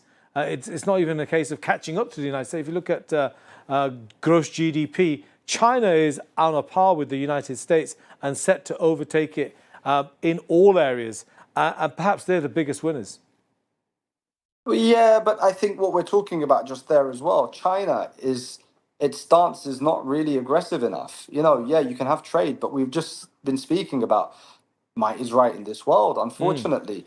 And if China doesn't take a more robust military approach, you know, the United States has God knows how many bases in Africa. Everyone talks about, oh, China's trade with Africa. They'll just clear you out. China needs to take a more aggressive stance and be the superpower that it really is turning into and becoming, because military might is what backs up your ability in this world. And China and Russia allowing Iran to fall is going to have huge reverberations on them, because it's going to open up even more territory and airspace to get closer and closer to those two countries, to encircle those two countries. This is probably why Pakistan has been so rattled by this, because they know that if Israel now is on their border with the free skies, they're next. And we've been hearing lots of talk from Pakistan about this. So I think if this turns into a full-blown war, I would hope the Iranians see it that way, see it as this is existential. I can't believe we're still here talking and they still haven't pummeled Tel Aviv and Haifa totally into submission. But this is the Iranian MO. It's been this way since, you know, wanting to manage the escalation ladder. There is no more managing it. If America attacks them, they have to hit all their bases and all their oil installations and all the destroyers.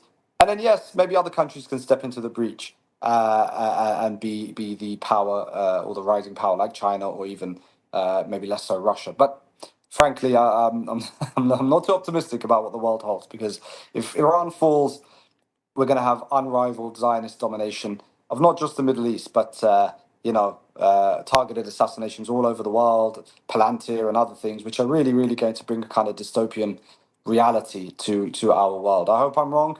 We have our faith in Allah always, but it's difficult to see beyond that. Well, on that quite depressing note, Issa, I will thank you. I've got a guest from Palestine, Osama Nuzzle, who's waiting to join me. But I appreciate you sharing us, some of your thoughts. Thank you. It's difficult. It's very difficult to be optimistic or to give an opinion which gives hope. Sometimes, you want to hear something that's going the way of the global South or the Muslim world, or whichever term you want to use for those that have been occupied, oppressed, colonized for centuries, really. The oppression never ends. Listen, thank you so much for joining us. Thank you. Thank you, brother. Thank you for having me. Thank you. As I said, folks, I've got a guest all the way from the West Bank joining us, Osama Nuzzle, the, somebody from the Palestine Broadcasting News Agency who was here earlier a few weeks back. I interviewed him in this very studio, and he's now joining us online. Osama, welcome to Islam Channel News. Osama, do you want to just unmute your mic? We can't hear you. Assalamu alaikum. I think you've done it now. Osama, I know sometimes we worry about Israeli censorship, but that bit was self-imposed, I suppose. Osama, I've just been speaking to Isa Khadim, who's an independent journalist and expert on Iran and the Middle East, and he was talking in very subdued terms towards the end, saying that this could be the end of all resistance to Israel and the dawn of a Zionist empire, which could last for centuries, eternal even, he said, perhaps. What's your take? I'll come on to events in Palestine, which are very important, because we've seen the death of even more Gazans today, mowed down by Israeli soldiers. But what do you think of the overall analysis that he was giving us? What's your view on that? Yeah, I think that the situation that the region and the whole world is going through is very difficult, and it's very difficult for any individual to be optimistic. But we need to put things in the context. This new colonial imperialistic Zionist system is nothing new. It did not start just yesterday. You know that all the problems that our world is facing today are the result of the Second World War, too, the Second World War, when this world order and when this world system was established, headed by the United States. And all the story now is relating to the United States. Yes, the people here analyze and say that Israel is the head of the snake. And I don't reject that, but we need to understand who is fueling and who is feeding this snake. It is the United States of America. Without the American administration support, Israel won't have the ability to persist and to expand and to carry out its aggressions not only against the people of Palestine, but at the same time against the whole region. And we see what's happening in Iran today. When we compare Israel to Iran in terms of geography, it's zero. But because of the support by the United States for Israel, Israel is attacking and committing its aggression against this regional power. Iran is not a simple state in the Middle East. It's one of the major regional powers. And without the American courage, without the American support for Israel, and the American encouragement of Israel, I don't think that we would see what we are seeing now. And we all heard the statements by the American President Donald Trump, who had cut his visit to the G7 meetings in order to handle the file of Iran with his security officials at the White House. This is very clear that the state behind this war, the state that supports the elimination not only of the regime of Iran, but the elimination of Iran is the United States, and the Arab world and the Middle East in general had this experience in the 90s when the United States invaded Iraq under the same pretext that they use now, the nuclear weapon, the nuclear program, which really we don't know if it does exist at all. Yeah, just a tweet by Donald Trump in the last hour.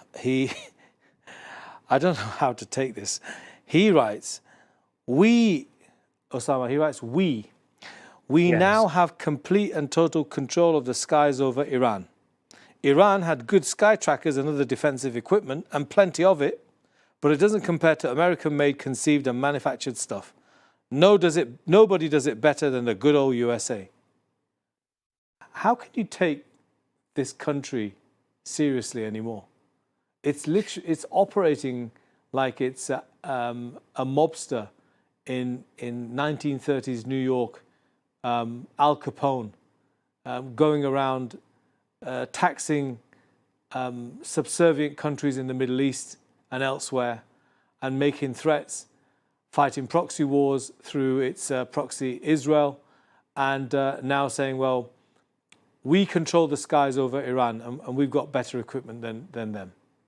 Yeah, this confirms what I have said, because this statement was issued by different Israeli officials days ago that they have full control over the sky of Iran. And now we are hearing the same statement from the American president, which proves that there is not only coordination between both parties, the Israelis and the American administration, but there is cooperation and there is full support by the American administration for Israel in its aggression against the people of Iran and the resources of Iran. But now things are becoming clearer to the world that the United States is not going to be involved in this war, but it has been involved in this war, and now it's going to be like a direct complicit in the crimes being committed against the cities of Iran. Look, the aim here is not the nuclear program that Netanyahu and Trump are talking about. I think the story is much, much beyond the nuclear program of Iran, and it is a matter of the national identity of Iran as a nation, and at the same time, it is a matter of the whole geopolitical situation, not only in the Middle East, but even beyond. I think all the Asian countries are going to suffer the impact of this war if Israel and the United States reach their invisible or undeclared targets. The declared target is the nuclear program, but the undeclared target is to have a new map for the continent of Asia. And I think that the most country that should care about that today is Pakistan, and at the same time, China. China, I think, is the target of this American aggression against Iran. They start in Iran, but they will end up in many other countries around the world. Well, the German Chancellor, again, German Chancellor Merz said, this is incredible, Israel is doing the dirty work for all of us. And he said this on a side platform at the G7 summit. Yeah. I mean, they're not hiding it anymore, are they? You know, history repeats itself. And for Germany to say that, for Germany, after what it did to so many people, including Jews, how dare they? Yeah, here we are talking about the interest of the colonial Western powers. And again, I think the best example from which we can have a lot of lessons is what happened in Iraq in the 90s, when the United States led its war against Iraq, using the Iraqi regime and the nuclear program of Iraq at that time as a pretext, or the mass destructive weapons. And all these powers that we are talking about, whether Germany, Britain, France, and many other countries of the Western world, are going to join this American scheme in the Middle East, just as they did in the 90s against Iraq. And after the occupation of Iraq, they found nothing of their claims, no mass destructive weapons, and Saddam Hussein at that time was not a threat to the American interest in the region. But the aim was to divide Iraq, to have control over the oil of Iraq, and to redraw the map of the Middle East. Now, the same experience is gonna happen with Iran, and Iran is not the only country that is going to be impacted by this aggression. It is just the starting point, and I think the other states in the region are going to suffer much more than they expect or they can imagine. You know, Osama, I had a very famous historian, Adnan Rashid. He's a Muslim historian, very, very well renowned, does a lot of videos on YouTube and other places. Now, the question was asked about the disappointment with Arab and Muslim states in their reaction to the genocide in Gaza, and why they aren't more supportive or doing more. And he put a context which actually made sense, if I'm honest. He said that what can Kuwait, Bahrain, all of these countries, what can they actually do against the might of such a huge superpower that when it comes calling, they either be quiet and listen to what it's got to say, or they will be moved on. And it's either by military force, as we've seen in many places. Libya, he mentioned obviously Iraq, and obviously perhaps Iran now as well. And and it sort of brought a bit of sympathy in my heart, if I'm honest, for the pressures these rulers must be under. Now listen, there are callers as well, Osama. If any caller wants to call in and challenge me or maybe ask Osama a question, please do so. But Osama, what do you make of that? Is that perhaps even for Mahmoud Abbas, I kind of felt sorry for him, thinking, it's easy for us to make all these sweeping comments of what these people should be doing. It must be more difficult in their position. King Hussein of Jordan, another one. Yeah.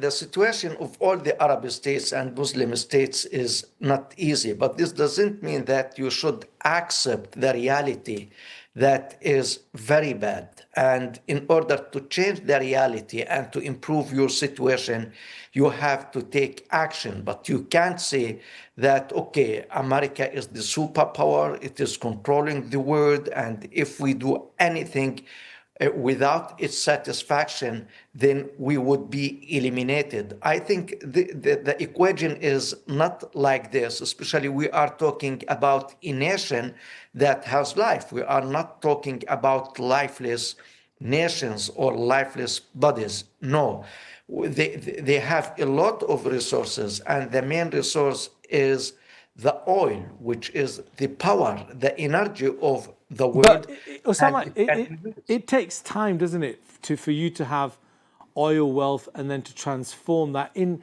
countries which have very little population. I mean, it's not like China where there's 1 billion people there.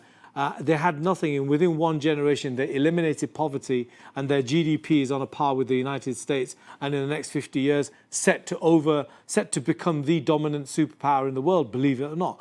But they don't have the mineral wealth of the Arab nations. Is it because of population? I mean, what can explain that? Yeah, I accept your comparison, but with regard to the population of the Arab world and China, but China is facing challenges, but of different type. The Arab world challenge is really different, and it can't be compared to any other country because it is a matter of existence, as the Zionist Israeli colonial power is threatening not only the existence of the Palestinian people, and if it is so, the threat of the existence of the Palestinian people is a threat to all the Arab peoples in the region, because we see how Israel occupied parts of Lebanon. Okay, Osama, I'll stop you there. We're going to go to a break. I'll be back at 8 p.m. Thank you so much, Osama, and all my guests for being with me. Great discussion. Listen, don't go anywhere. You can come back at 8 o'clock and we'll continue this for another hour. See you very soon.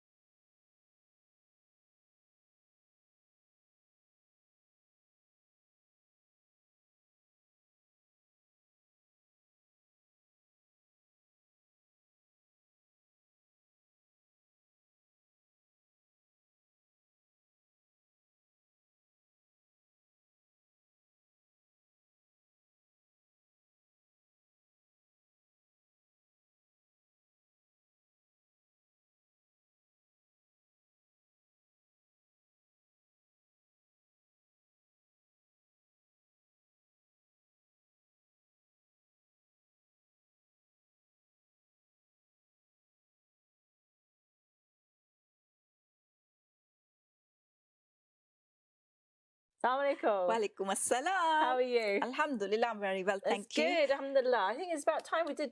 Have you done chicken tikka masala? Not on the show, no. No, I've made chicken tikka, I've made chicken tikka pita pockets, chicken tikka shawarma. Wow.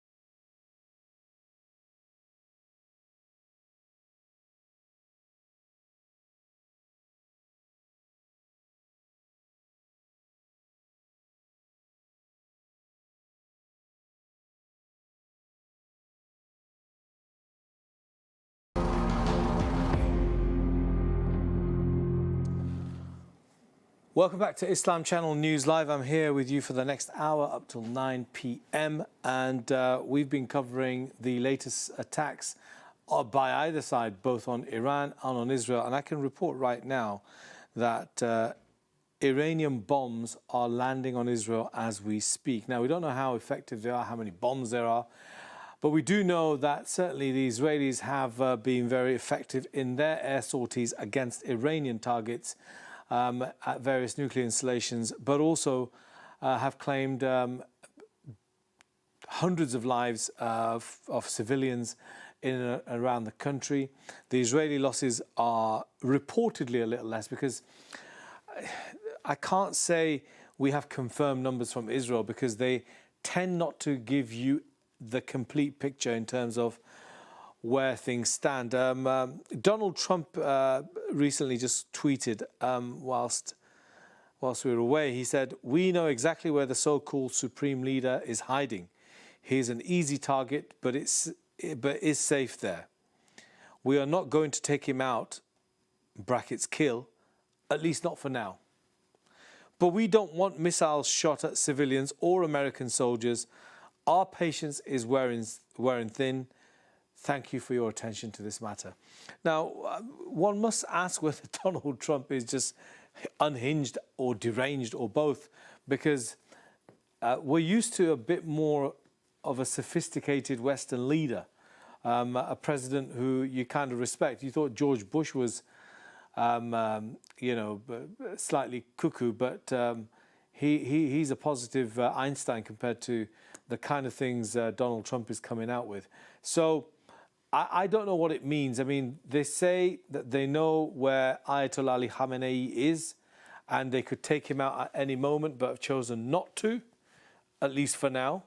And he doesn't want civilians or American troops targeted, etc., etc. So, yeah, I'm not sure where everything is, where everything is going. But one thing is for certain: we live in a very, very uncertain and also unusual world. Listen, to make sense of this, I've got another very intellectual guest, Dr. Nouman Hanif. He's an analyst and a commentator on the Middle East.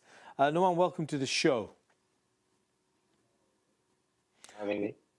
Yeah, sorry, Nouman, you can hear me? I can hear you perfectly, yes. Very, very well. I've just read out a tweet. I don't know whether you've seen it yourself, from Donald Trump in the last hour or so. He said, "We know exactly where the so-called supreme leader is hiding. It's an easy target, but he is safe there. We're not going to take him out, at least not for now.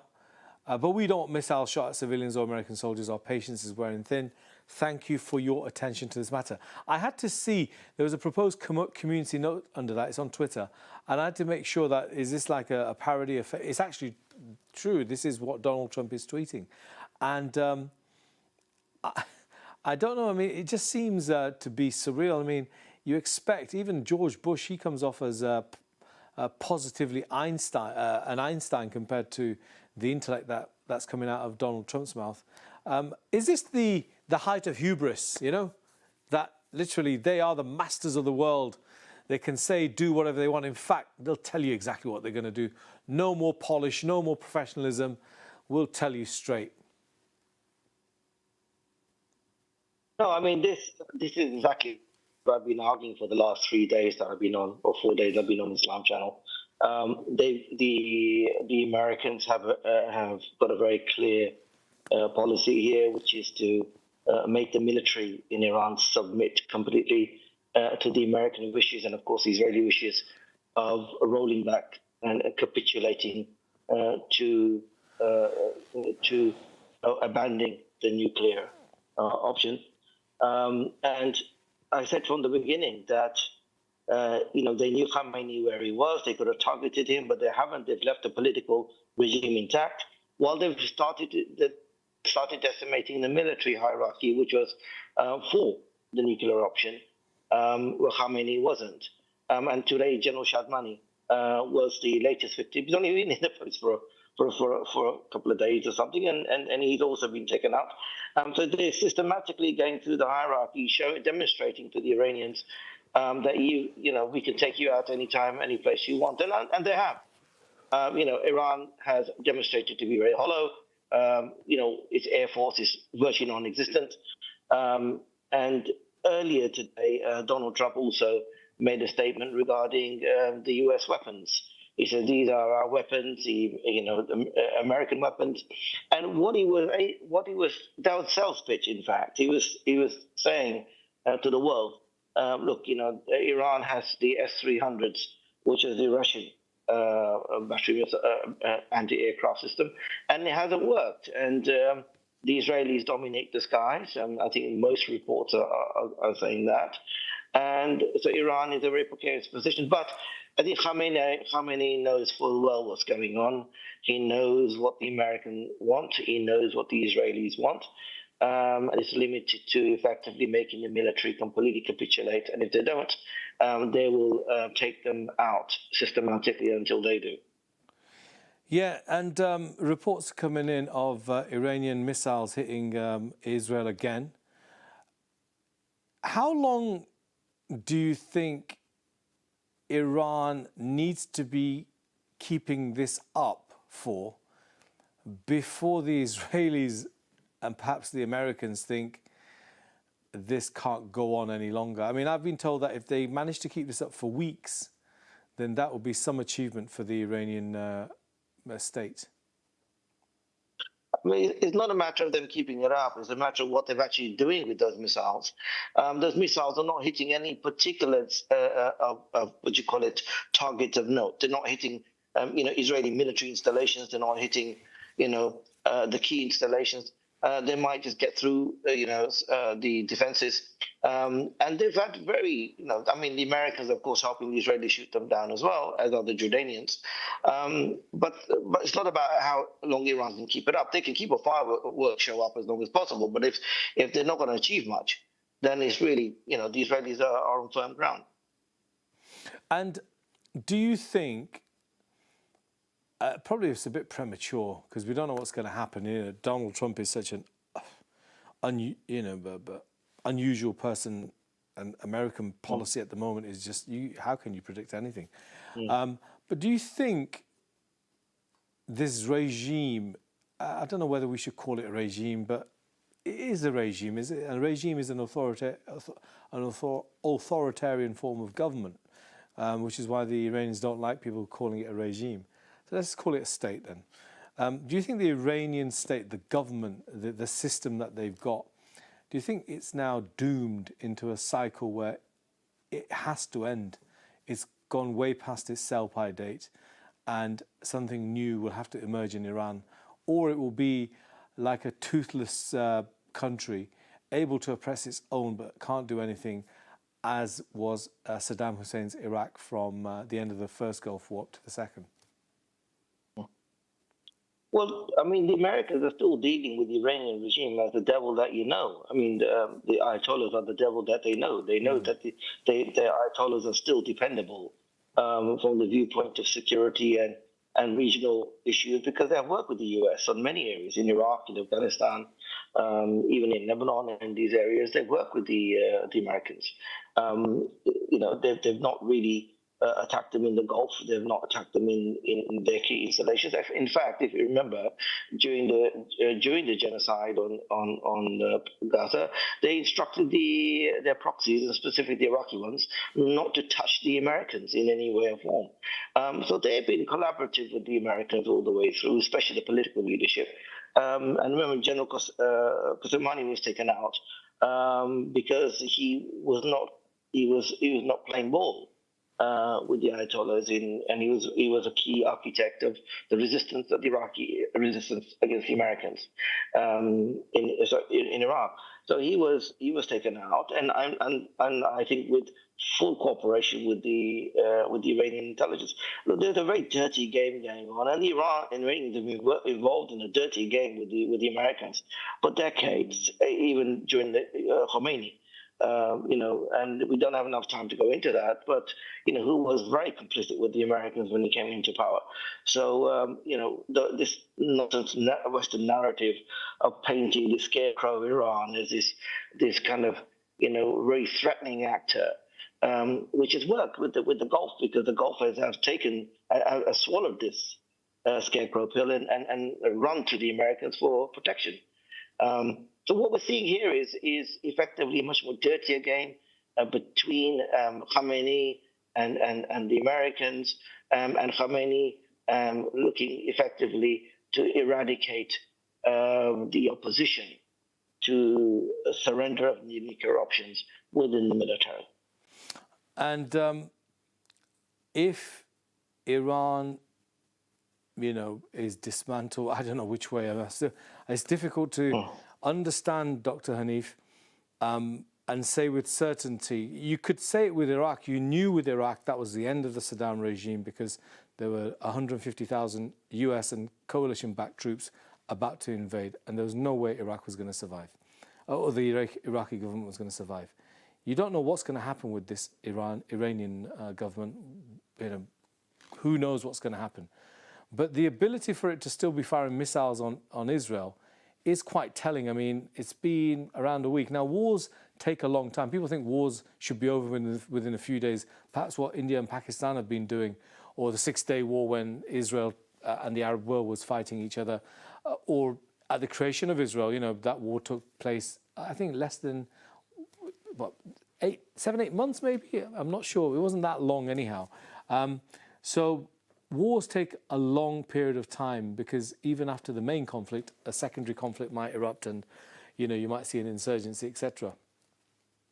A lot of people that I've been listening to, people like Jeffrey Sachs, mainly on the left, Jeffrey Sachs, John Mersheimer, these American voices who are very, very well versed in what goes on.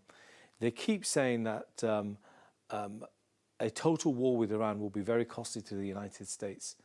And the only winners will effectively be countries like China, who will have an extended period of peace and can move further forward with their GDP. Do you buy into that argument? I mean, it seems to be making sense to me. Not really. Okay. I think that they've cried wolf too many times. We saw that with Iraq. Saddam Hussein. The manner he was built up as this strong leader, strong man, strong country. The insurgency after Iraq, and the repercussions in terms of what that did, the rise of ISIS. American troops, the trillions or the billions certainly, that they spent in that country, all wasted. And what happened was, in the background, a country like China was able to accelerate its development, lift its people out of poverty, start leading in all the metrics, manufacturing, innovative industries, etc., space technology, even the military. And their GDP is now at a par and about to overtake the United States. That's what I'm trying to get at. I'm not saying that the Iranian regime itself survives. I'm just saying unintended consequences. Yeah, no, sorry, I didn't understand this really your question. No, you're absolutely right. I think that the Americans have been focused on China. Every emphasis that they put on they withdrew from Afghanistan for that reason, not to put any more blood and treasure into that area. They've retracted from most of the conflicts and wars, and as the BBC keeps reminding us about the Americans, that Trump came on the agenda that he wanted to effectively get out of wars, go into wars. That was the platform in which he got elected. So I don't think there's any appetite in America to be able to go down this road. There's a lot of division in America at the moment about this, even within the Republican Party, as to where this is headed. But I think one thing I might have to say here, and maybe unpopular, but look, Netanyahu is a master craftsman politician. Yeah, he's crafted Israel into a very, very dominant position. Yeah, if we just look here from just a very neutral observation, Israel is riding high with a lot of power in the region. And what he's done is defied, Biden. He's now effectively gone and starting to take action, which I don't think Trump was necessarily happy with. But I think now it's a case of containing Netanyahu. Netanyahu is achieving his objectives for Israel, which is that Israel will become the predominant power in the Middle East, no doubt about it. And Iran was the last hurdle, and he's built on insecurity. But he's done it in a very, very clever way, and one has to look at that and say, okay, so is Trump reacting, to the situation? I think he is. He's trying to contain Netanyahu as well, to say, okay, do not go beyond a certain line. And that's why he said, we don't want to kill Khamenei. And he's not accepting this argument from Netanyahu that we want to kill Khamenei, because that does not bode well for the Americans, because that will open up. One has to understand Iran and Iranian society. There's still a bond between the Ayatollahs and the people. Yeah. In terms of, it always has been. They may not like the main power, but there's always been a bond between the Ayatollahs and the people. And now, yes, they are fragmented in terms of internally, but they're united when it comes to as Persians. That's what they can regard themselves as Persians. They become united. And I think the Ayatollahs are not under threat under war conditions. They may be under threat outside of war conditions, but not in war conditions. And that's where I think Netanyahu has gambled really, really badly. I think his calls for them to be overthrown are not going to be taken seriously by the Iranians. Yeah. We're hearing further reports that the USS has deployed the aircraft battle group Nimitz. That's the carrier, and obviously it'll have support, and that's going into the Gulf. Are we seeing the start of America officially entering the war? Yesterday I got worried, and I felt, they've withdrawn their non-essential staff from the embassies and from other areas. I think the travel advisory from many Western countries extends to Israel, not to travel to and from Israel. Obviously, Iran is out of the question. They haven't extended it to the Gulf yet, but I fear that's going to come as well. Do you believe that the chess pieces are being put onto the map to enable the US to officially enter on the side of Israel by obviously having the B-52s, the heavy, the real deal, basically, not these small fighter aircrafts trying to bomb targets in Iran, which has limited impact? No, I don't think they're looking into the war. I think this is a projection of power and force. It's a signal to the Iranians that, look, you've got to capitulate. You're not as strong as you think you are. The Israelis have done you in. They're ruling your skies, and now we're going to send, aircraft carriers, etc., etc. We're going to protect Israel, and we're going to protect the Gulf, the Strait of Hormuz. That's the Carter Doctrine. Any blockage of that is an attack on American interests. So you think this is just is this just saber rattling, where Trump says it is. We're seriously considering a strike, threatens Ahmadinejad, the Ayatollah Khamenei, moves fighter jets and battle carriers. You think that's what about on the Iranian side when they say, we're ready for weeks of this? We have Syed Mohammad Morandi, the eloquent speaking, has a beautiful US accent, and he sounds Western, very calm in his mannerisms. And he really paints a different picture that Iran's ready for this, and we're going to be fighting back. I mean, you don't know whether he's, if you remember that character Chemical Ali during the Saddam Hussein, where the tanks were rolling behind him and he was saying, Americans are burning and we're defeating them. I don't know what's your view on all that? Yeah. No, you expect that from them. There's got to be saber rattling on their side as well, and a show of strength and resistance, and that's common in these situations. And I go back to Saddam Hussein. We saw that, and I think just to the Muslim audience, we've seen this many times, and at the end, their heart think when they realize the reality of regimes that they're hollow, and they are unable to stand up to the situation, what they're doing is effectively they've given a projection of these countries, which is much more greater than they actually are. And their rhetoric has been going on for decades. Okay. And we've come to think that they are more powerful than they actually are when they're not. Okay, listen, callers, if you're watching this and you want to question Dr. Hanif, then give us a call. If you want to make a point, give us a call. If you want to speak to me, and say I'm talking complete nonsense, or maybe I'm a supporter of Israel on the one hand, which people do accuse me of, or I'm a supporter of Iran on the other hand, which lots of people accuse me of, or I'm a supporter of the Saudis, which again I get accused of. It's because I try and represent as many viewpoints as possible. Dr. Hanif, we had a debate the other day about the, I don't want to go into the Sunni Shia thing because I've done that. I'll probably touch on that later on in the week. But what I want to talk about is the Arab countries and the Muslim countries, Turkey. Some say, and I've read online, some say they've played this really well. They've kept their hands clean, stayed out of a conflict that's got nothing to do with them.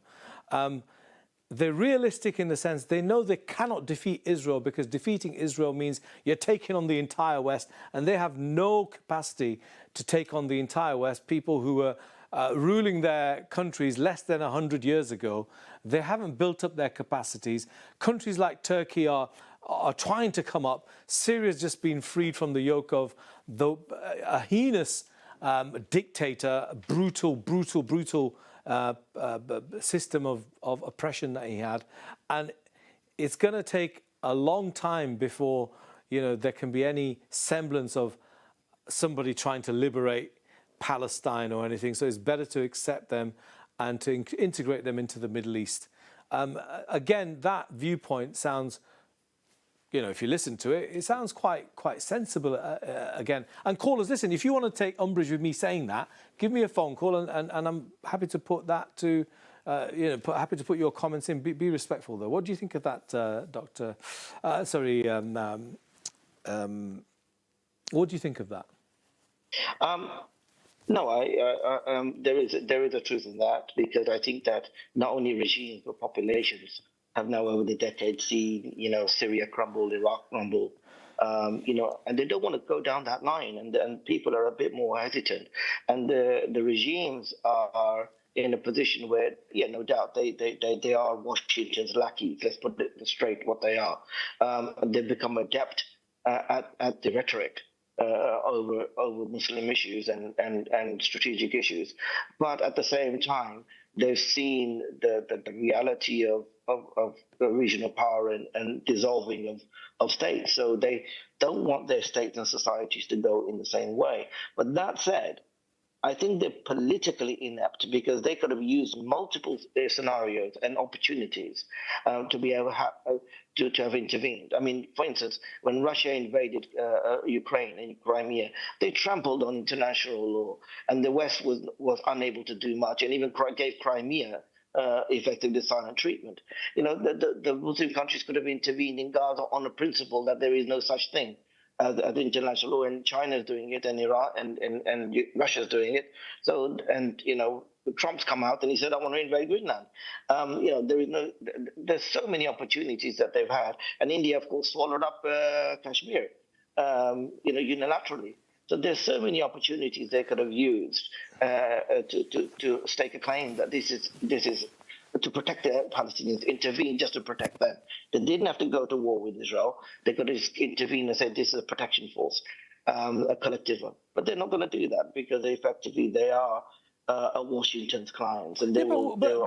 Hanif, wouldn't they just be wiped out? Wouldn't they just be taken out? I mean, their regime, their government, their kingship, whatever it is, would not survive them doing anything. I mean, King Hussein of Jordan would be replaced immediately by somebody else, and there's a whole host of tribes and people who'd be ready to take on that Jordanian crown. Listen, Dr. Hanif, I'm going to go to a break. Please stay with me, and callers, viewers, if you want to call in, I'm happy to take your views. We'll be right back straight after this.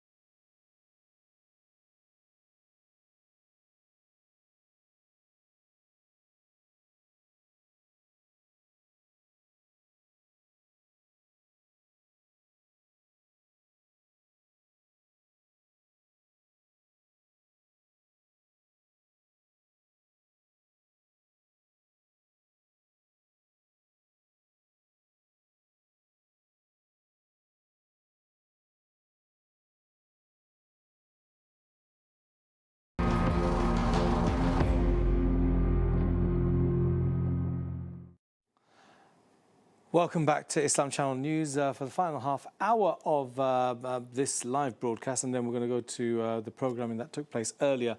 Had some really good interviews, so make sure you keep the channel rolling and watching that. We've been covering the ongoing strikes around Iran apparently striking Israel tonight. The threats from President Trump. We were speaking to Dr. Nouman Hanif. Have I still got Dr. Nouman Hanif with me? Yes. Welcome back, Dr. Hanif. I think I was getting on to the weakness of Arab states and Muslim states when it comes to Israel, and I'll just develop the argument a little bit further. I had Isa Khadim, an independent journalist, but he has worked for Press TV. I found out later on, so that's his independence, I suppose. I had a good conversation with him, so I don't want to knock him too much.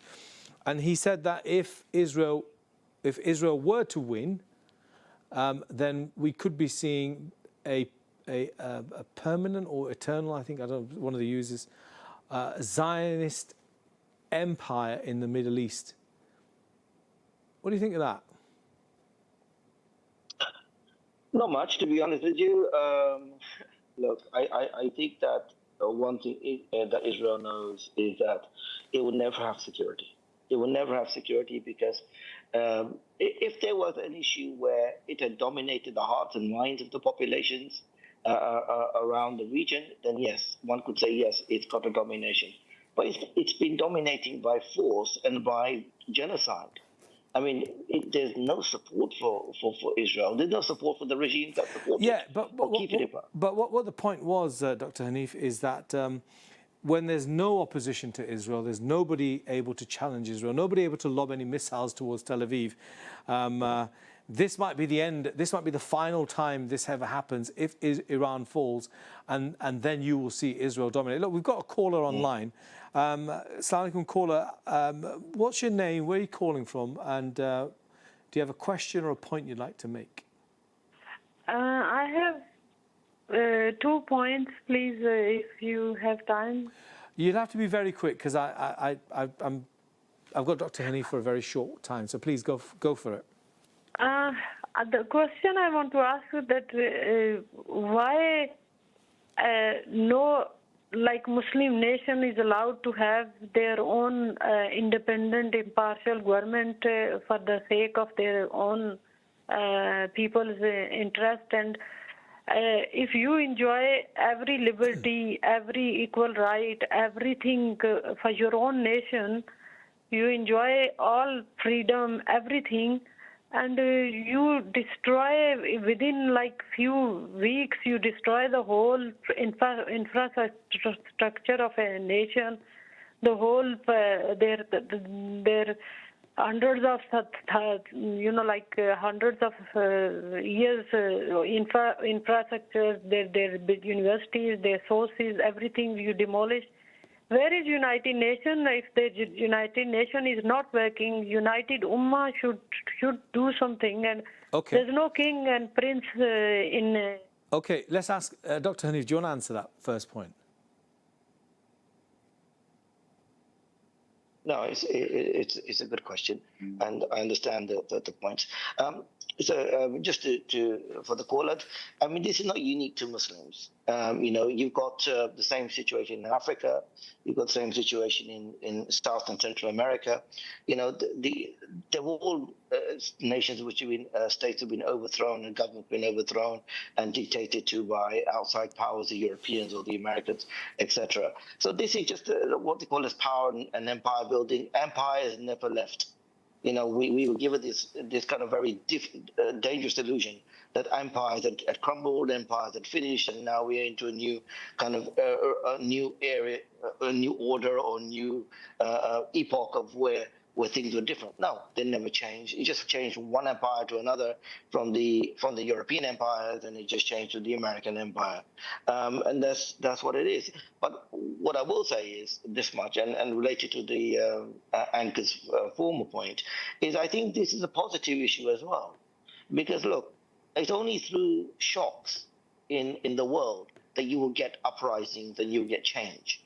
People do not change and look for change unless you feel shocked. The Gaza genocide was a shock to the very being of the people around the world. And they began to see their regimes in a different light. I mean, just recently what happened with the activists in Egypt and the crackdown that they had on the activists in Egypt. So that was visible to the whole world. These things matter. So, I think these are all positive points. I think you're seeing by their own hands that they are effectively revealing their true selves. And sister, you had a second point. Do you want to quickly say that before we move on? My second question is, what's the NATO's role in the world to occupy other nations, get together, get united, and use all this their machinery, the latest weapon and everything to conquer other nations and destroy other nations? What's the role of this NATO forces in the world? Okay, sister, thank you so much for your points. NATO, a good question. I mean, NATO seems to be on the periphery on this one, but we had the German Chancellor Merz today in an interview at a side conference or a side interview with ZDF, a German channel, and he said Israel is doing our dirty work. I mean, it was shocking how brazen these people are now. To openly admit that, not even have the pretense that Israel should be abiding by international law or there's human rights or whatever it is. It's just pretty clear. It's doing our dirty work. We had Kemi Badnoch, if you remember, a few weeks back in Parliament, on Sky, I believe, where in an interview she said she admitted that Israel and the Ukraine are fighting our proxy wars.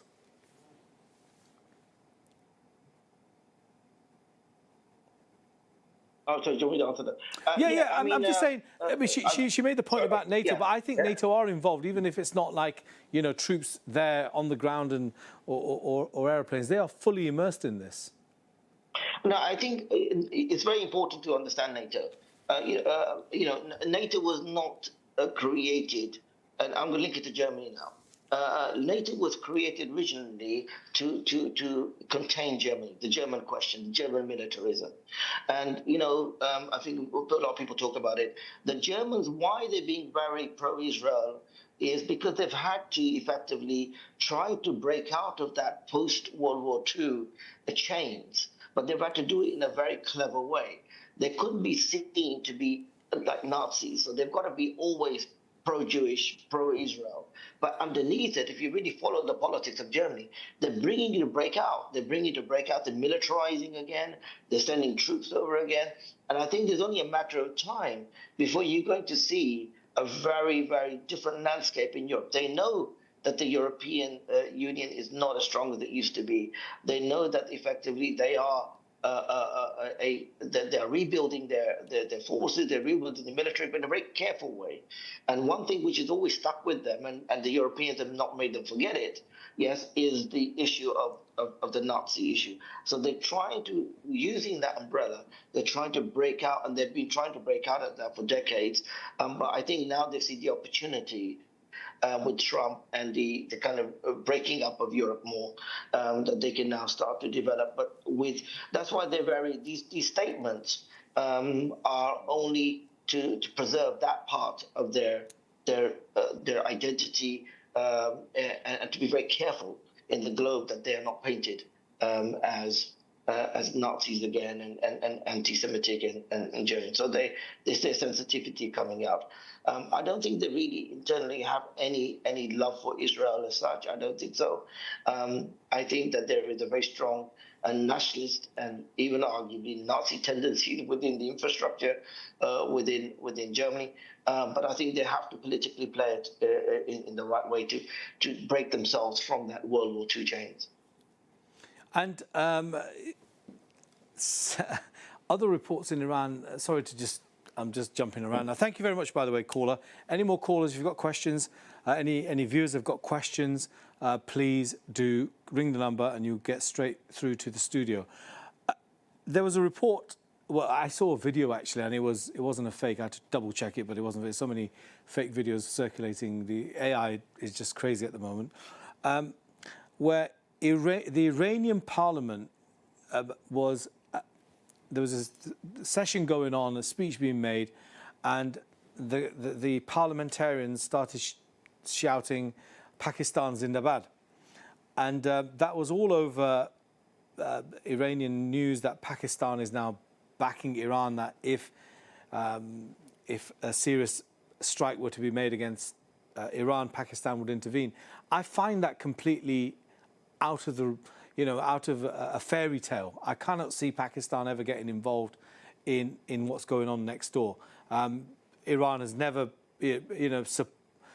supported Pakistan, even in its fight against the Baluchi, uprising, if you will, or whatever you want to call it, but in that theatre. So, what do you make of these reports? I mean, it seems completely far-fetched. Yeah. Again, these are designed to soothe the kind of anger within Pakistan, which is a very large Muslim country, and its anti-Americanism is very high. And secondly, to effectively temper its Shia population, because they do have sectarian violence in Pakistan, so they need to do that. I mean, I believe that, the so-called Field Marshal, the chief of Army Staff, Asim Munir, gave a statement that, they would use nuclear weapon if Israel used nuclear weapons against Iran. But look, I mean, he's saying that, and now he's in Washington, and Washington has said nothing to him. Yes, they've not even raised the issue with him. Why did you? Why is he still there? What is he still doing there? Yeah, he's gone there to take instructions from Washington. Yes. It's bizarre. To do what? To open up a front against Iran, or to allow American overflights? Yeah. Probably, yeah. Listen, I've got another caller. Just to finish that point. Yeah, go on. Just to finish that point. So if Pakistan was really serious about helping Iran, now's the time to help it, because now it's in a state of survival, arguably. Now's the time to help it, not down the line when it's already destroyed. These are just rhetorical issues. I mean, people need to see past this nonsense of these rhetoric from these leaders. Okay, listen, lots of callers coming in, but I've got one particular caller I'd like to involve, an Islam Channel viewer by the name of Abu Rafiq in Ilford. Abu Rafiq, please make your point. Hello, my friend, how are you? Very well, very well.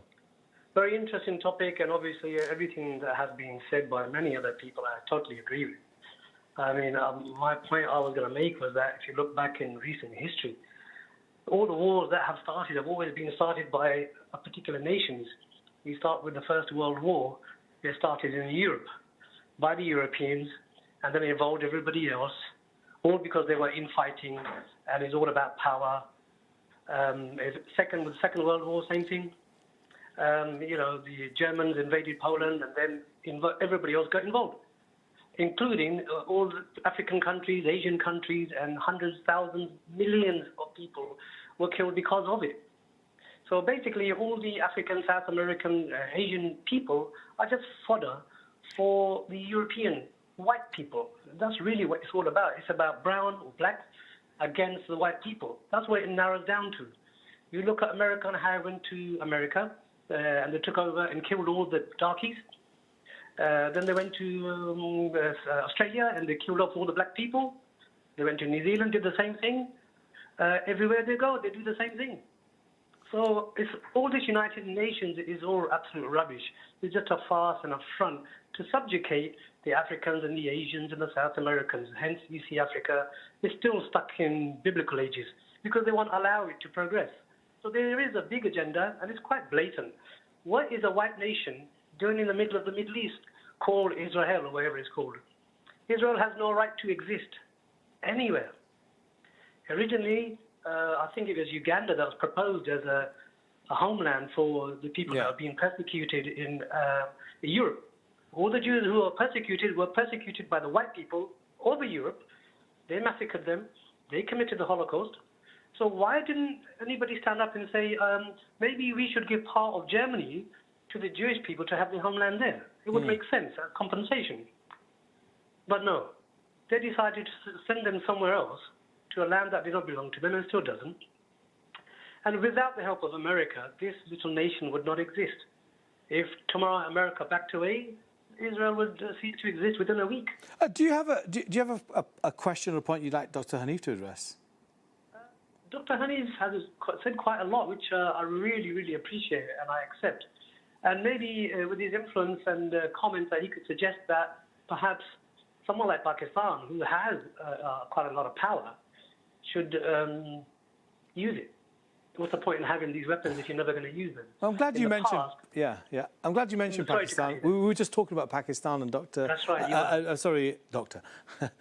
General or Field Marshal now, isn't he? Asim Munir, still in Washington. What's the Pakistani Field Marshal still doing in Washington? Maybe he's having an extended holiday. Who knows? He enjoys Disneyland in Florida or whatever it is. He makes some good points, doesn't he, Dr. Hanifa, the viewer, in the sense that he puts a colonial perspective, of racism, the hierarchy of races. I mean, and perhaps that's where we kind of are now. I mean, that pretense during the 60s and 70s and 80s where, everybody was equal, and perhaps we get some leaders like Rishi Sunak and Kemi Badenoch in this country and Barack Obama in the US.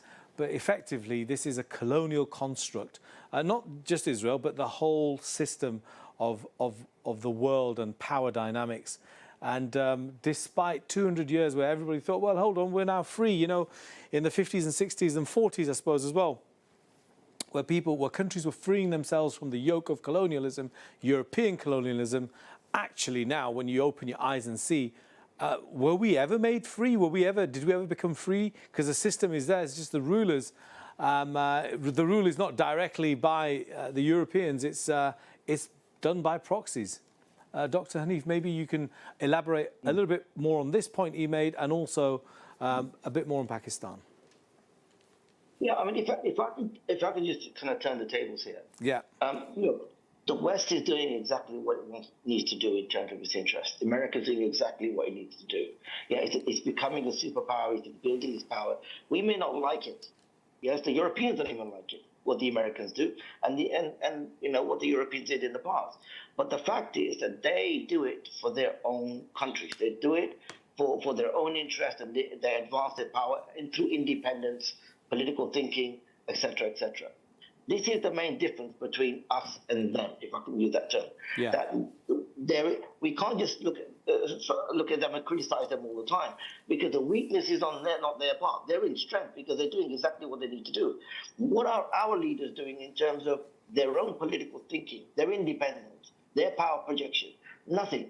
They're not looking at Egypt first, or Turkey first, or Pakistan first. They're looking at Washington first, or London first. This is the problem. So we need to look at them and say to them, look, no point in us looking at the Americans. The Americans do exactly what they need to do. The Israelis are doing exactly what they need to do. What the hell are we doing? That's the question. Yeah, and he put the point of Pakistan. What's Pakistan doing? I don't know whether to involve Pakistan fully in this debate. Maybe it's a bit unfair on Pakistan in many respects. Can I say one thing about Pakistan, though? I think Pakistan is next. No doubt about it, on the nuclear issue is next.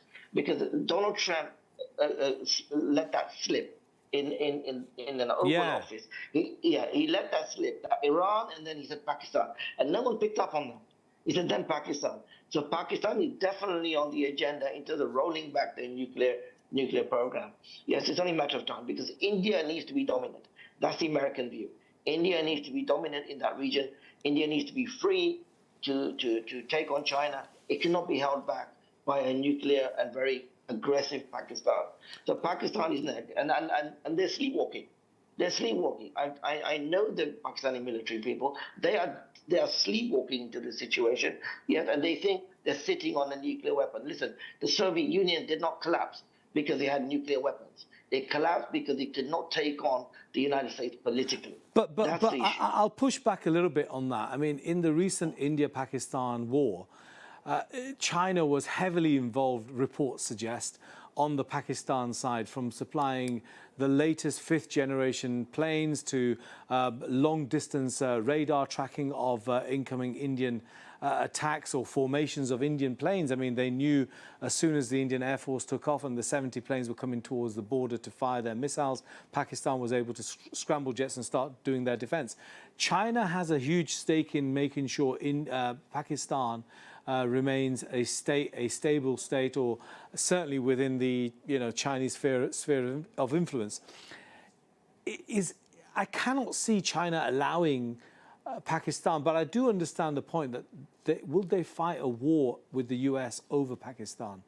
And then would Pakistan fight a war over themselves against the United States? Well, put it this way: could China prevent the dissolution of Syria? Yeah. Can China prevent the kind of denuclearization of Iran? Yeah. No, it can't prevent any of that. China has not been able to do any of that. That's a reality. I think people need to put China into its box. China is not a global political player. It's an economic player. Yes, but it's not a global political player. It's not been able to achieve much politically around the world. But people have over-exaggerated China's, and also they've underestimated how tightly knit Pakistan is with Washington. Pakistan is only playing with China for its own needs. Really, it's in bed with Washington. It always has been. Listen, Abu Rafiq, thank you for your call. There's others who are trying to call in, but we're coming towards the end of the programme, and I don't want to sort of get distracted by another point when we haven't got enough time to answer it. Listen, I would have liked to have had one little point. Yeah, please, quickly, and then if you don't mind let before you I leave. Sure. In the past, whenever the aggressor came, the only way they were expelled was when the people stood up, like Afghanistan, Iraq. Yeah, a superpower came and they were expelled. How? Not through negotiation. And this is the same thing that's going to happen whether it's Iran, Israel, or whether America decides to come into Pakistan. It's going to make an even bigger mistake than it did with Afghanistan. If you think any Pakistani or nation or government is going to stand back, Pakistan's been to war 3 times with India, 10 times bigger than itself, 10 times more powerful than itself, and it never backed down. And you think it's going to back down when America or the British or anybody else comes?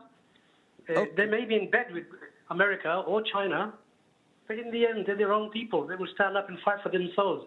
They'd rather die than surrender.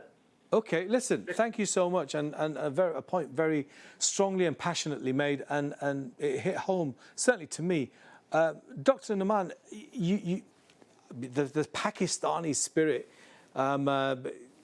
what's your final comment? I tend to agree with that view. I mean, Pakistan's not just going to lie down and accept whatever the Americans have in store, even someone like Donald Trump, as mad as he is. No, come on. What happened in Kargil? Yes, what happened with the absorption of Kashmir? What happened with Bangladesh? But it's still a state. It developed nuclear weapons. It's got. It's on its feet. It's seen as the protector of Saudi Arabia. The custodian of the 2 holy mosques. It has a defensive shield over Saudi and over many Arab states. Its militaries are very interlinked. Would they want to see Pakistan and their nuclear weapons taken away? I don't think so. Well, put the Saudis, when India absorbed Kashmir and they held the G7 summit in Kashmir, who were the ones who hosting it? It was UAE and the Saudis were there. Yeah. Sure, but that was in the age of Imran Khan. I mean, now with this current government, which is very pro-Western, very pro-Saudi and pro-UAE, it's not in their interest. I mean, I can't see, because then if Pakistan were to fall, it'd be very difficult. No, because the situation is different. The situation is that Saudis and the UAE, Asif Munir, as being head of the political and economic levers in power in Pakistan, has allowed them to buy up most of Pakistan. Pakistan is for sale. They've been selling their agriculture, they've been selling their minerals. Pakistan is up for sale. One has to really look at the reality of Pakistan, what they've been doing to the UAE. And ultimately, Pakistanis, the military, has been given the red carpet in order that they can look after Washington's affairs. Okay. Dr. Hanif, can I just suggest, I'd like you back on this programme. We're going to discuss Pakistan in more detail. Listen, folks, I have to stop the discussion. I really wanted to carry on, but I've got to stop. I'll see you again. I'm on this week every day from 5 till 7 and 8 till 9, having lots of these discussions, and you can call in as well. Assalamu alaikum, and thanks for watching.